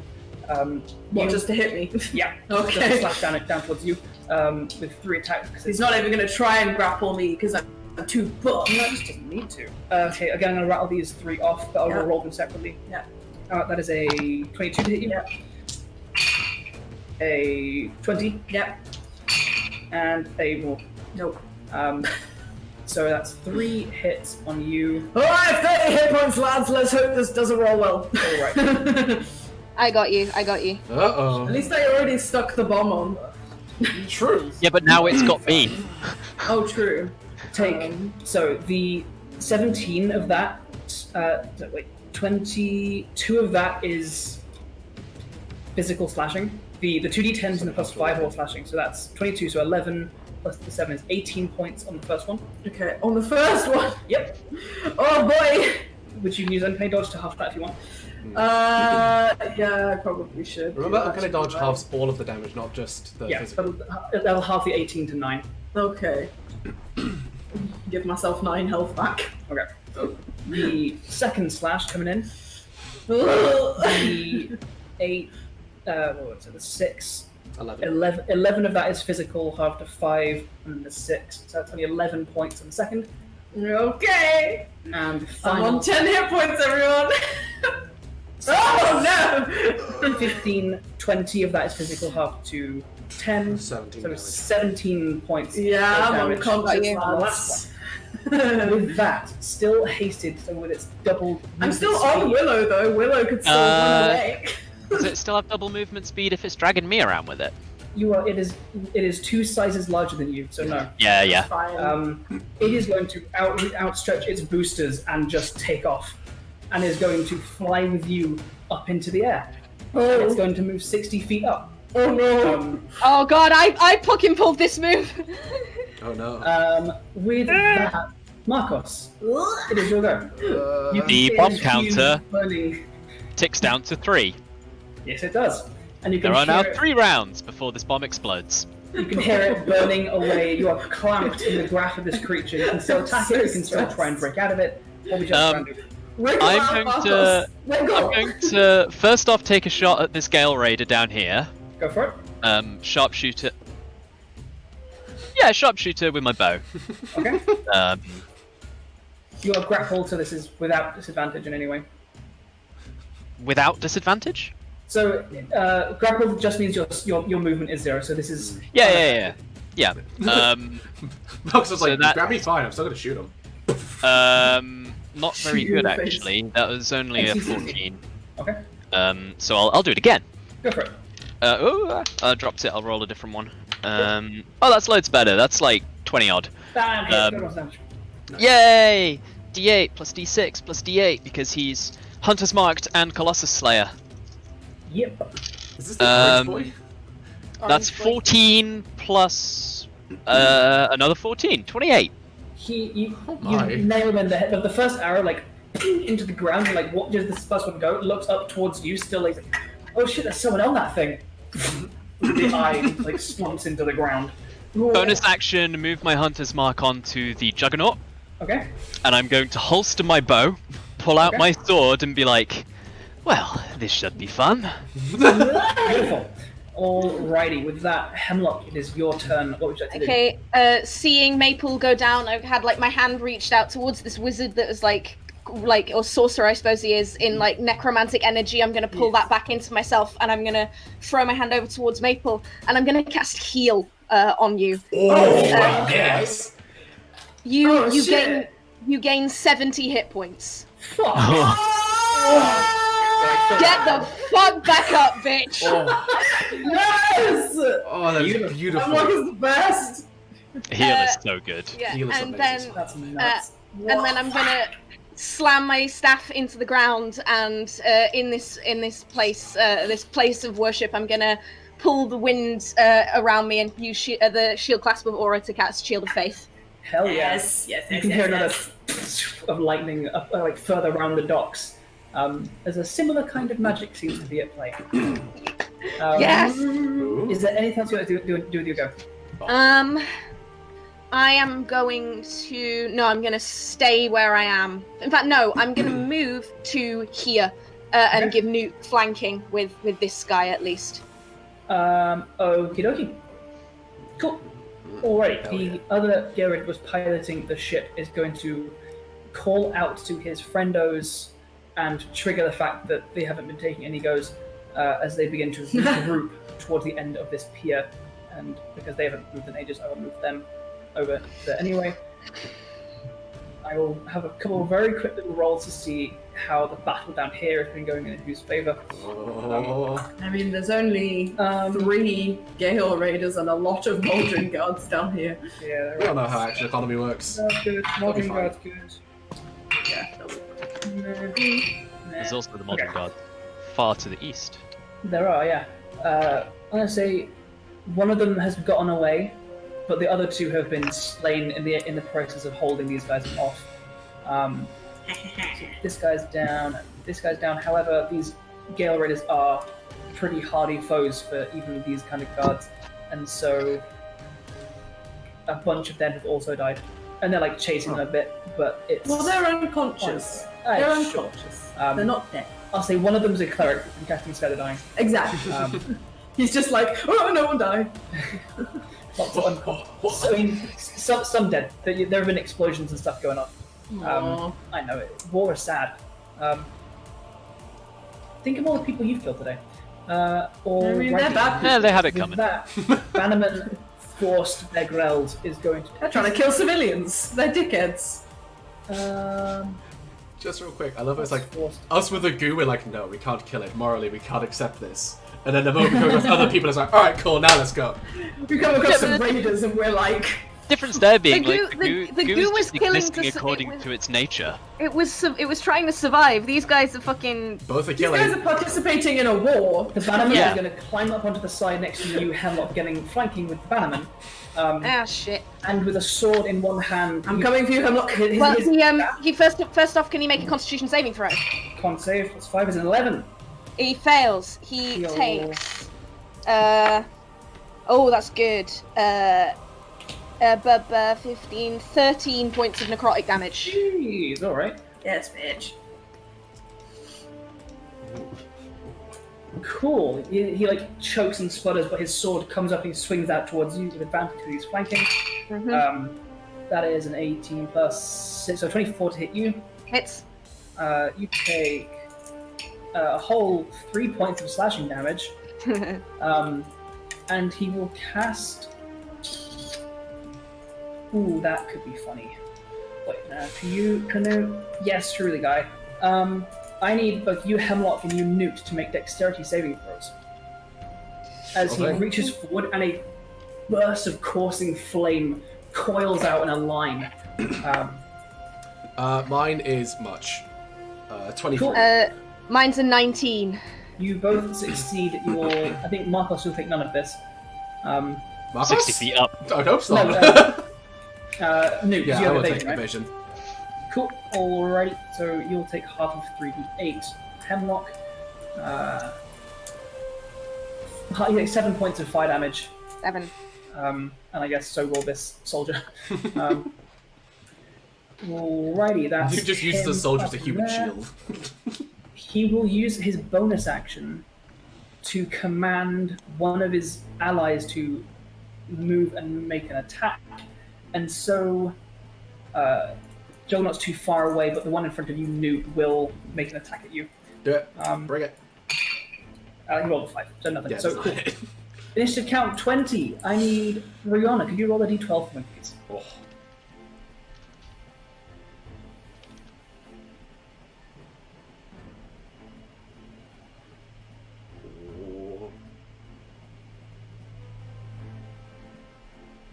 Hello? Riona, Yeah? you talking? Oh, Riona, Sorry, I muted myself. I was typing. 10. 10. Alright, what have we got for a 10? Hopefully it's good. You see maybe another 100 or so feet out in this kind of section of the water, another one of these shore skimmers No. firing on by, not stopping at all, zipping as fast as it can of the arcane thrust coming out behind as it skims across the water surface, and then as flapping furious feathered wings, about 6 griffins. There is a flurry of Yes! as these riders seem to have guns, or at least a second rider with the gun, just streaking after it, hailing it with guns. Yes! Fuck yeah! Mid-battle. With that, it is these Gale Raiders' turns. They've heard the call. They're all disengaging and running. It's time to get out of here. Greenie will still have to make a con. Greenie still has to make a con save, please. I think both of them do because this one has to run around Nute. Yep. Yeah, it's within if they get within 10 feet of me. That's a 12 Wise boy. Yep. They both take 8 points of necrotic damage. I get chipping through them like this. 8 point damage. As they begin running away. Oh, did they disengage? They did, yes. Okay. He's dead. Get rid of his turn. With that, there are 3 of them. Is that right?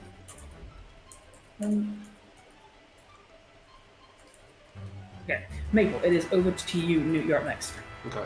Cool. I am going to, having seen that this Bannerman guy is the one kind of instructing the Warforged, and I am now awake. I am going to run over to him and take my daggers out and try and fucking kill him. Go for it. Go ahead and roll some damage. I'm going to attack recklessly. Go for that sweet sneak attack. So the first attack is going to be a 24. 24 hits. And the second attack is also going to be a 25. Both hit. Girl, some damage.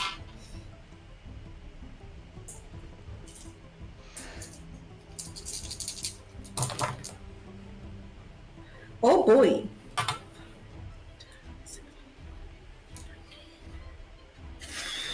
25 damage. 25 damage. Nice. You ride up to him and start carving through as he's engaged with Hemlock.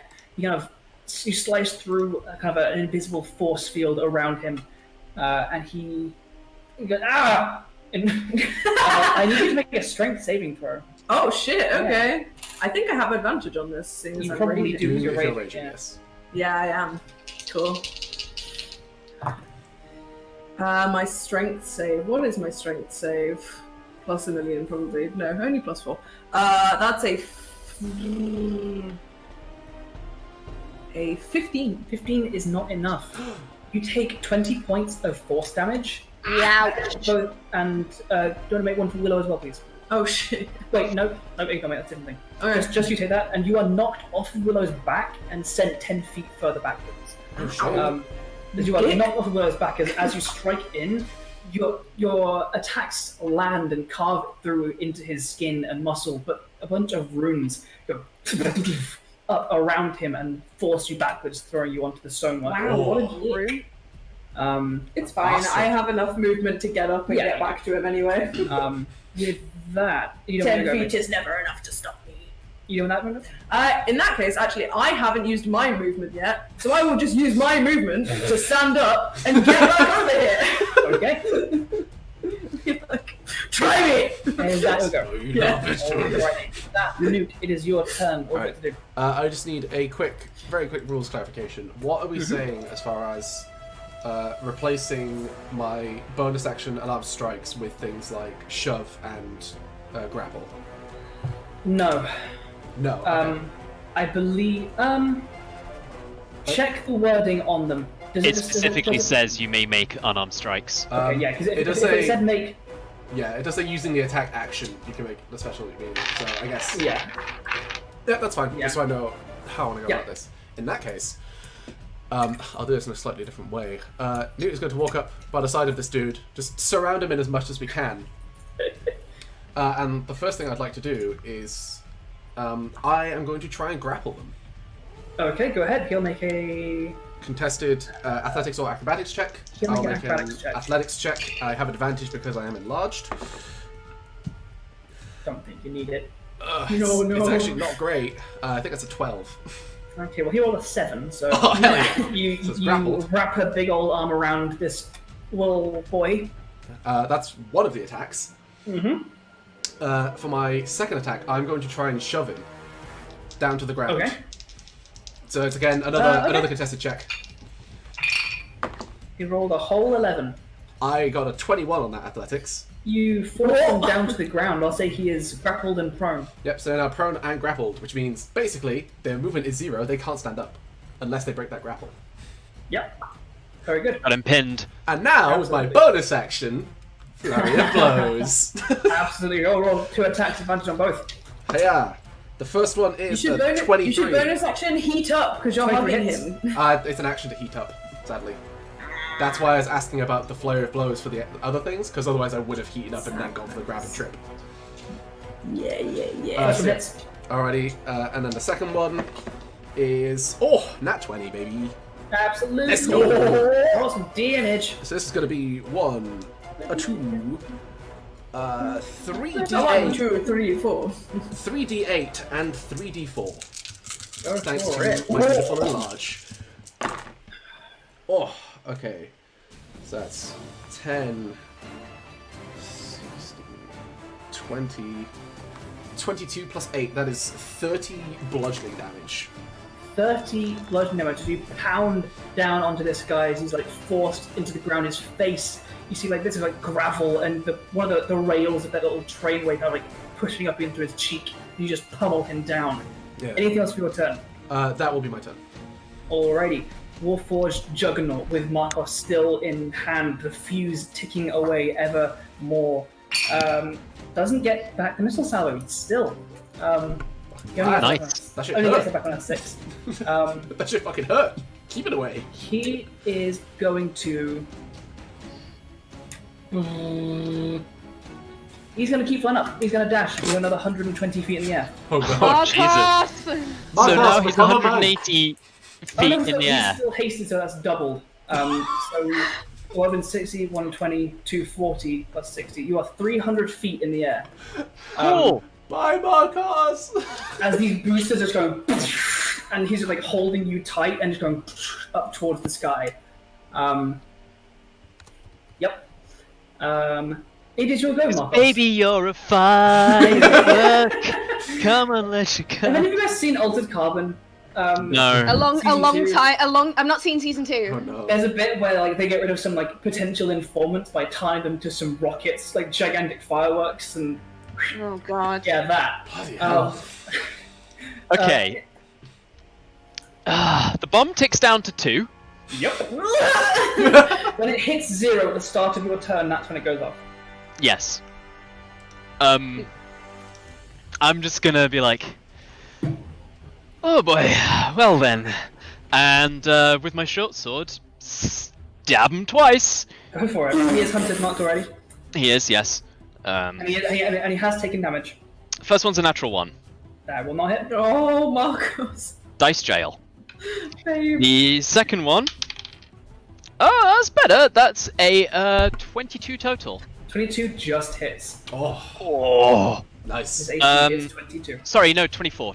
16 plus More than 8. it hits and some change. Yay! Cool, so Hunter's Mark, Colossus Slayer. Mm-hmm.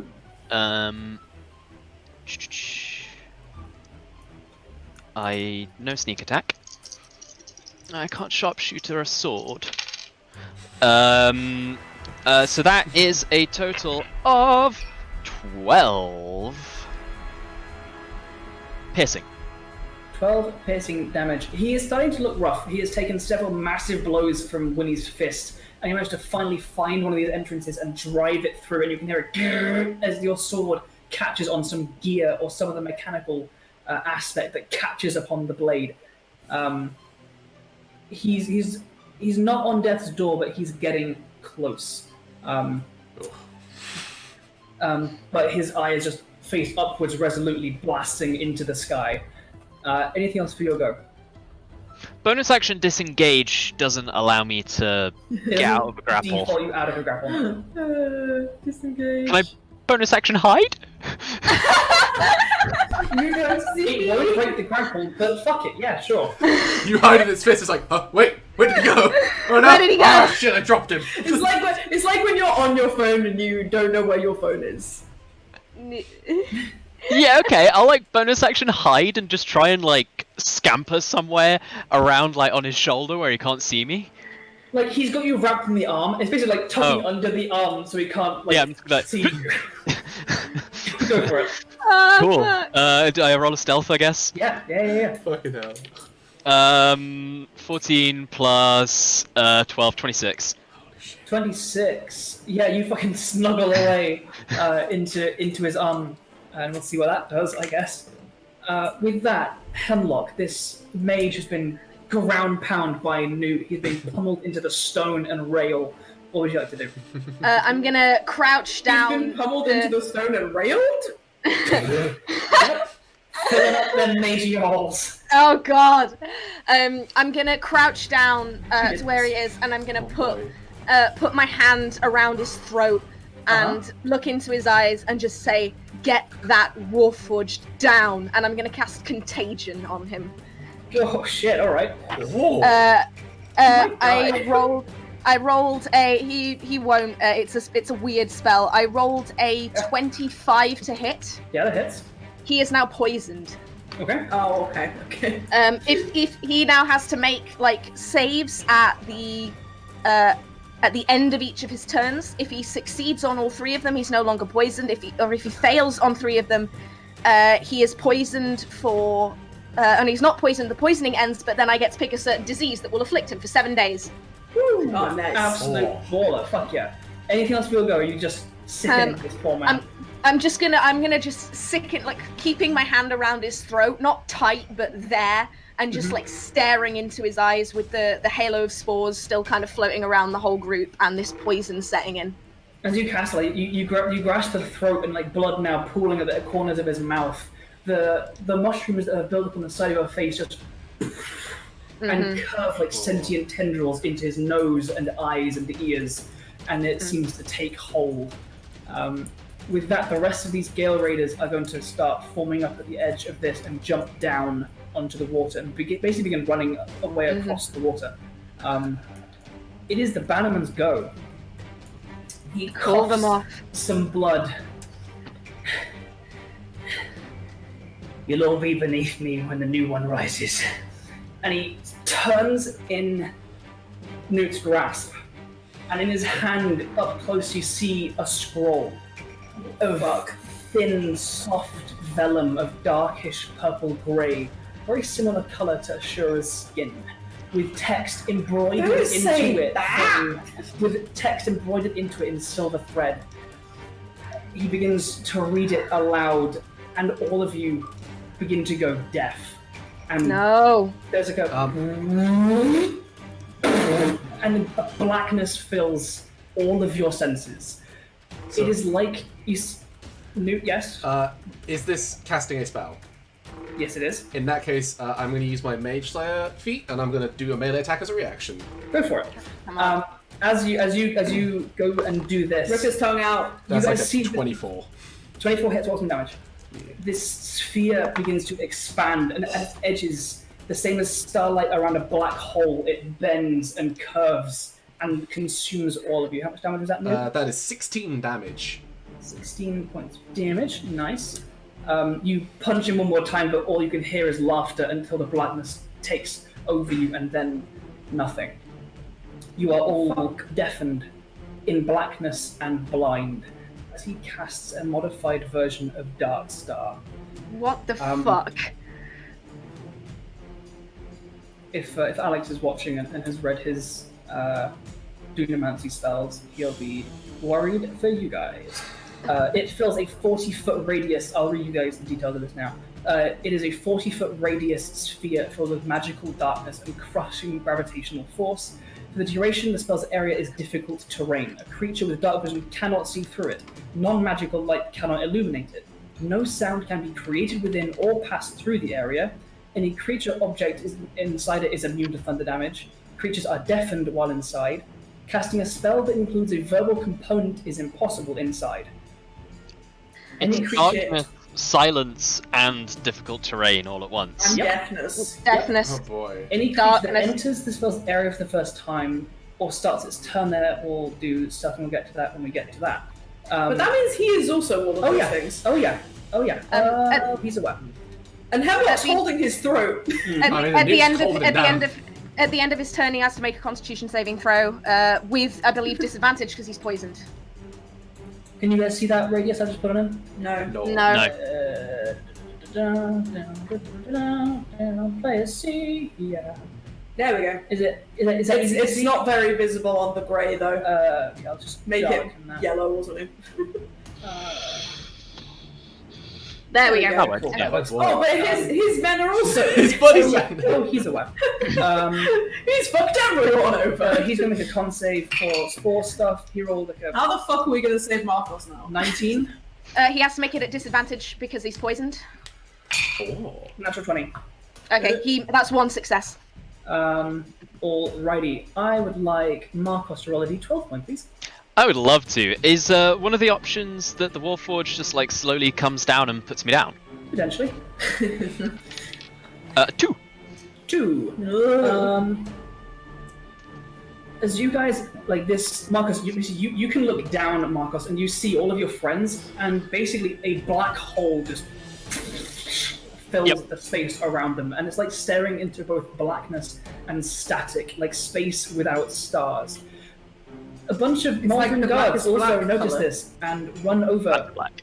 and kind of. Oh, please, don't, Maldrin guards, don't Like, run they see into that, them. like, We got it, it's help? fine. And It's then they're fine.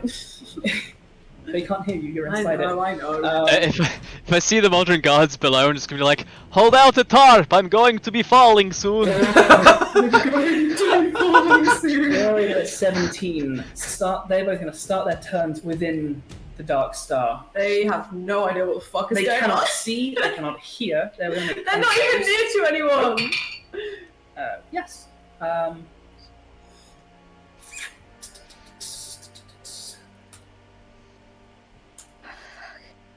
Cool. What the fuck?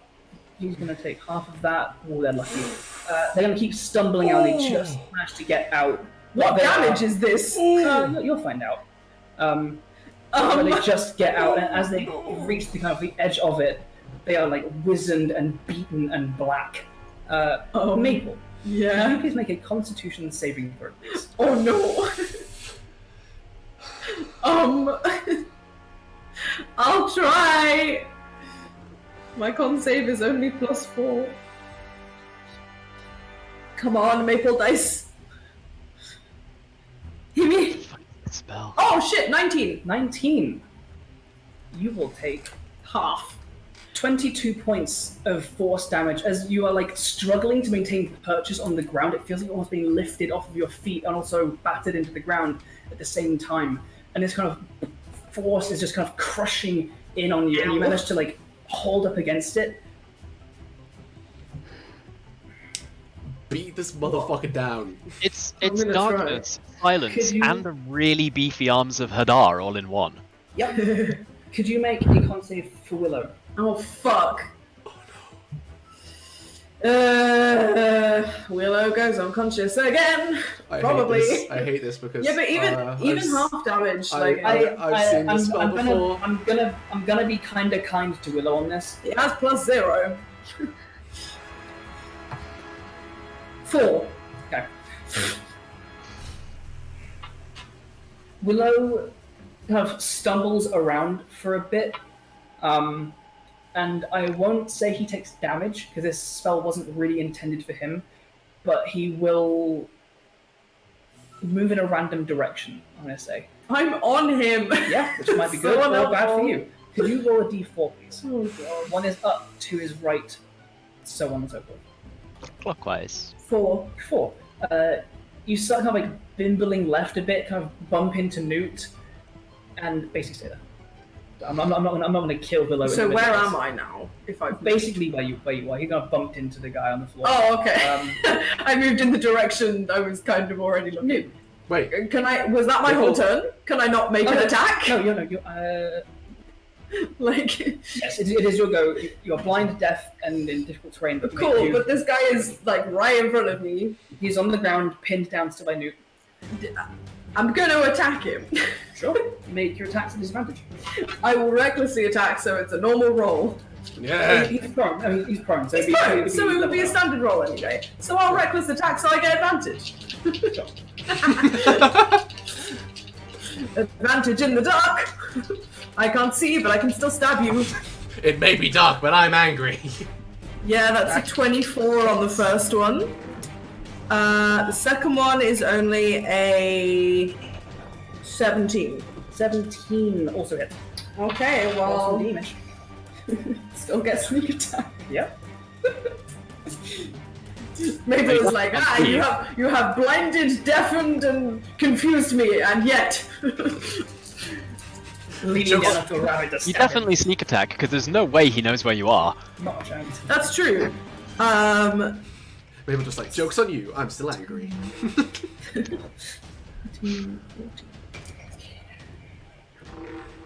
That's 22 damage. 22 damage. Nice. You slash down at him within Nute's grasp, and he kind of twists and writhes away from the pain, crying out. But even in this state of pain, he's crying out, but no one can hear him. It's true. That you think you feel a blade enter flesh, and you hope it's not Nute. I just stabbed Nute's hand. Any movement stuff? I'm not gonna try and move. I want to kill this guy because I think that's what will make the spell go away. Okay. With that, Nute, it is your turn. Okay. I am just gonna be punching a motherfucker. Go for it. Do I need to make any kind of save, or...? Yes, if you could make a Constitution saving throw, please. I figured that might be the case. Oh, hell yeah, nat 20. Nat 20, hell yeah, you'll take half of this. You take 19 points of force damage. Ow, says Nute, but no one hears. Ow. No one hears your cries of pain in space. Oh. Or in a big black void. No, apparently not. Okay, I'll update my health on roll 20. Oh yeah, I should do that. Nute's just gonna fucking wail on this dude. Go for it. So I have him grappled and prone. You're blind, he's prone to straight rolls. This might be a little cheeky, but because I am literally holding on to him, does that count as like sight through touch? You know? No. Okay, fair. Sight through touch. That's fair. If you had your blindfold on, however. I go with that shit again. Ooh. Also, would the blindfold stretch with his enlarge? It does, actually. Yeah. I do want to check one thing very, very quickly. Really curious to see what Markos does on his next turn. Yeah, I love it, because Tofu's just said in chat, retreat is always an option. I'm like, for some... Is it? Markos 300 feet up, just like, oh really? I've just done a bit of quick Strapped to a math. rocket. I've just done a bit of quick math, and if the bomb goes off and I fall, I'm going to be taking 113 points of damage, and that's average. That's assuming that this guy doesn't pummel me a bit more. It's fine, I can't see you. Alright, It's okay, don't worry. It doesn't matter if he flies any higher up. Full damage maxes out at 20d6. That's nothing. Just slow fall it. Oh, good. Right, anyways, I'm going to attack. It's fine. Maple will run and catch you. That's down. The first hit is a dirty 20. Hits. So that will be 8 plus 4, 12 damage. If they need to make any kind of concentration checks for this, I don't know if they do, they make them at disadvantage. Cool. Because of Mage Slayer. Keep rolling those attacks, his AC is 17. Alrighty. Second hit does not. Okay. I am just going to bonus action Flurry of Blows. Go for it. Third attack is a 21. Fourth attack is a 17. Both hit, go roll some damage. So that's going to be another... Hey-ya! Right, no, that's a 1. I hate that. Okay, 7, 10, 12, 16... Nope. 20 damage. 20 points of damage. Yeesh. He's on 1 hit point.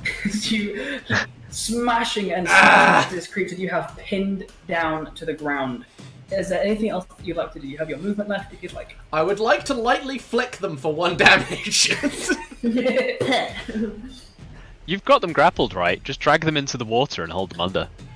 I like the idea Yeah, that if there was another hazardous environmental thing that's going to... the water Yeah. is right there. Is that you? That is my turn.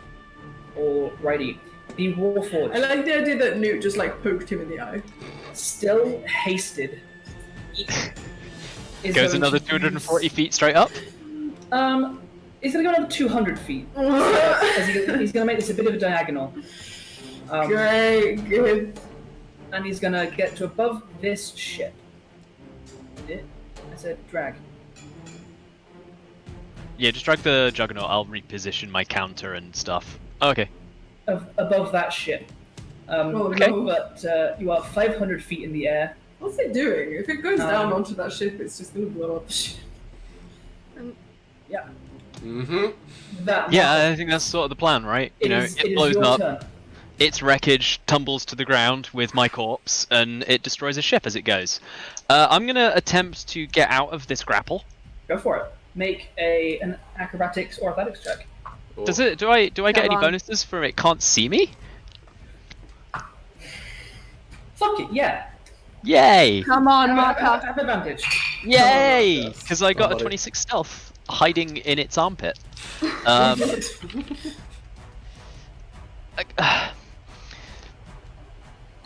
Acrobatics, 18! 18. It rolled a 19.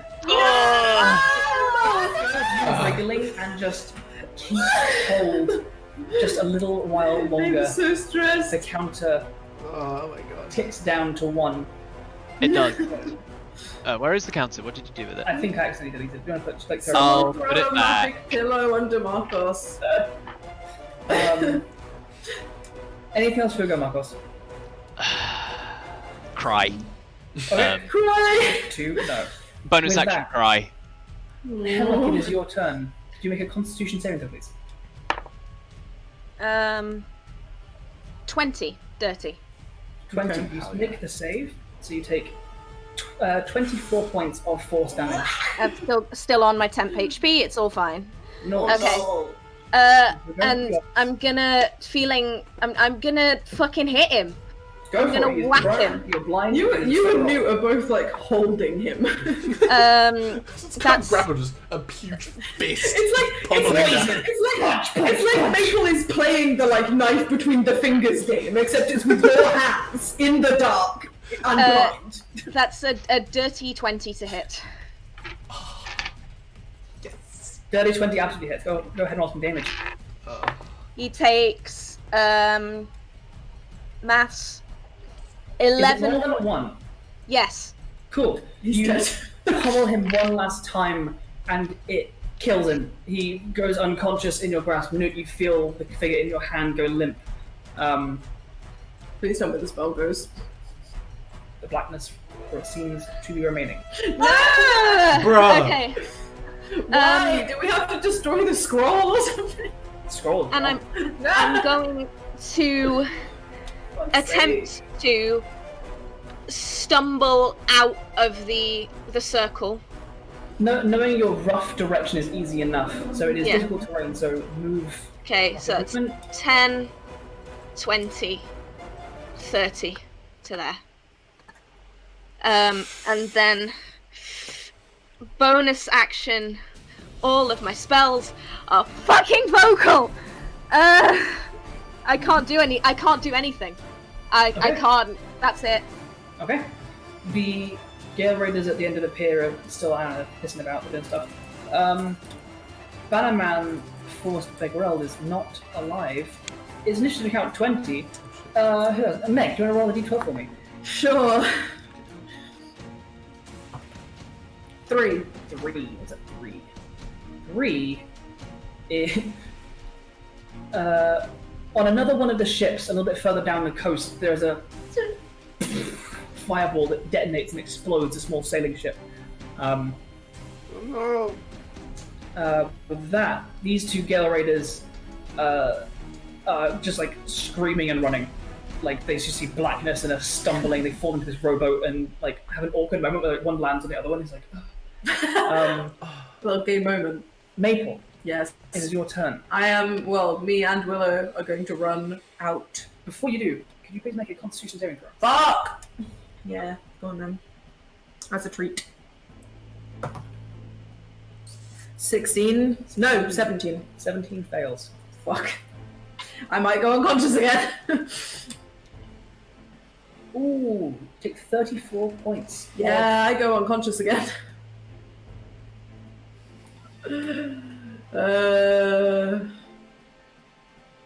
Having a great day. I've been unconscious twice. As Maple begins turning to try and fight her way out of this dark space. What's happening with Willow? Willow seems fine, Okay. and all of you can see once more. Oh. As for a brief moment, the blackness explodes outwards. You are all hurled to the exterior of that sphere. Oh, wow, okay. And you glance inwards as Maple falls off of Willow, and dust begins to just pool away. I'm sorry, what? Is there anything you'd like to say or call out as you see part of your shoulder and arm begin to fall away in the dust?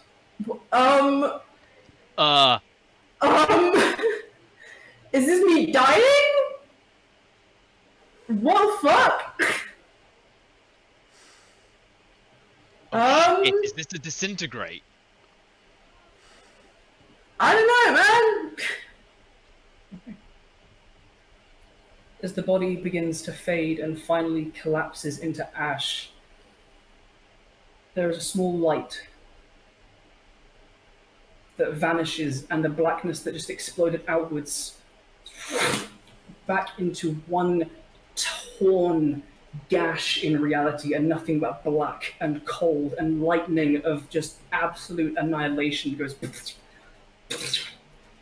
and a long, thin, fingered hand, each finger 3 or so feet long, pulls, and as it pulls open a rend in reality, we will pick up there next week. What the fuck, Andrew?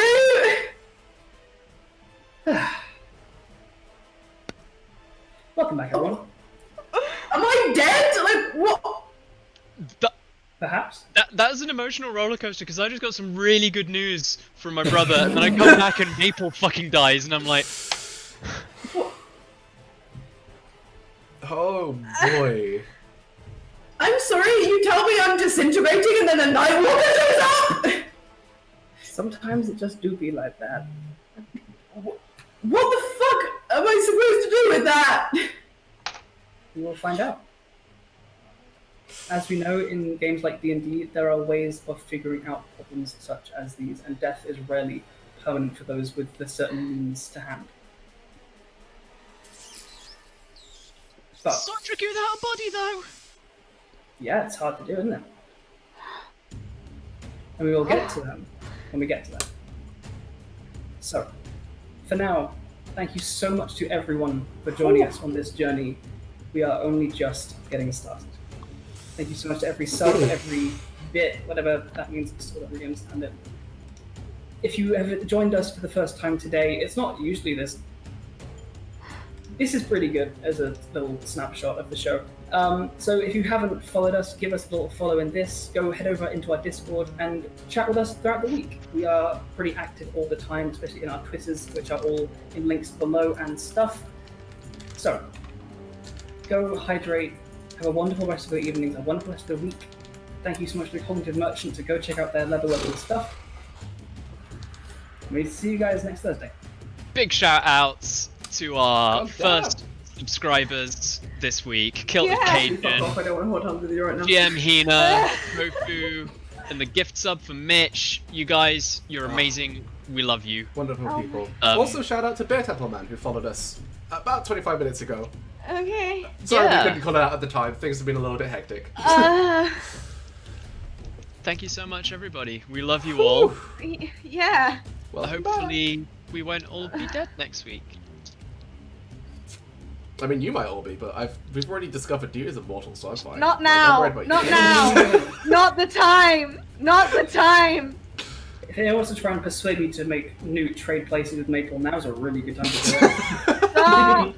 Hey, just 3 turns until the firework that Markos is on blows up. No. What? Take us Right. out, Jordan. Take us out, Jordan. Bye, everybody. Bye. Much love. Bye.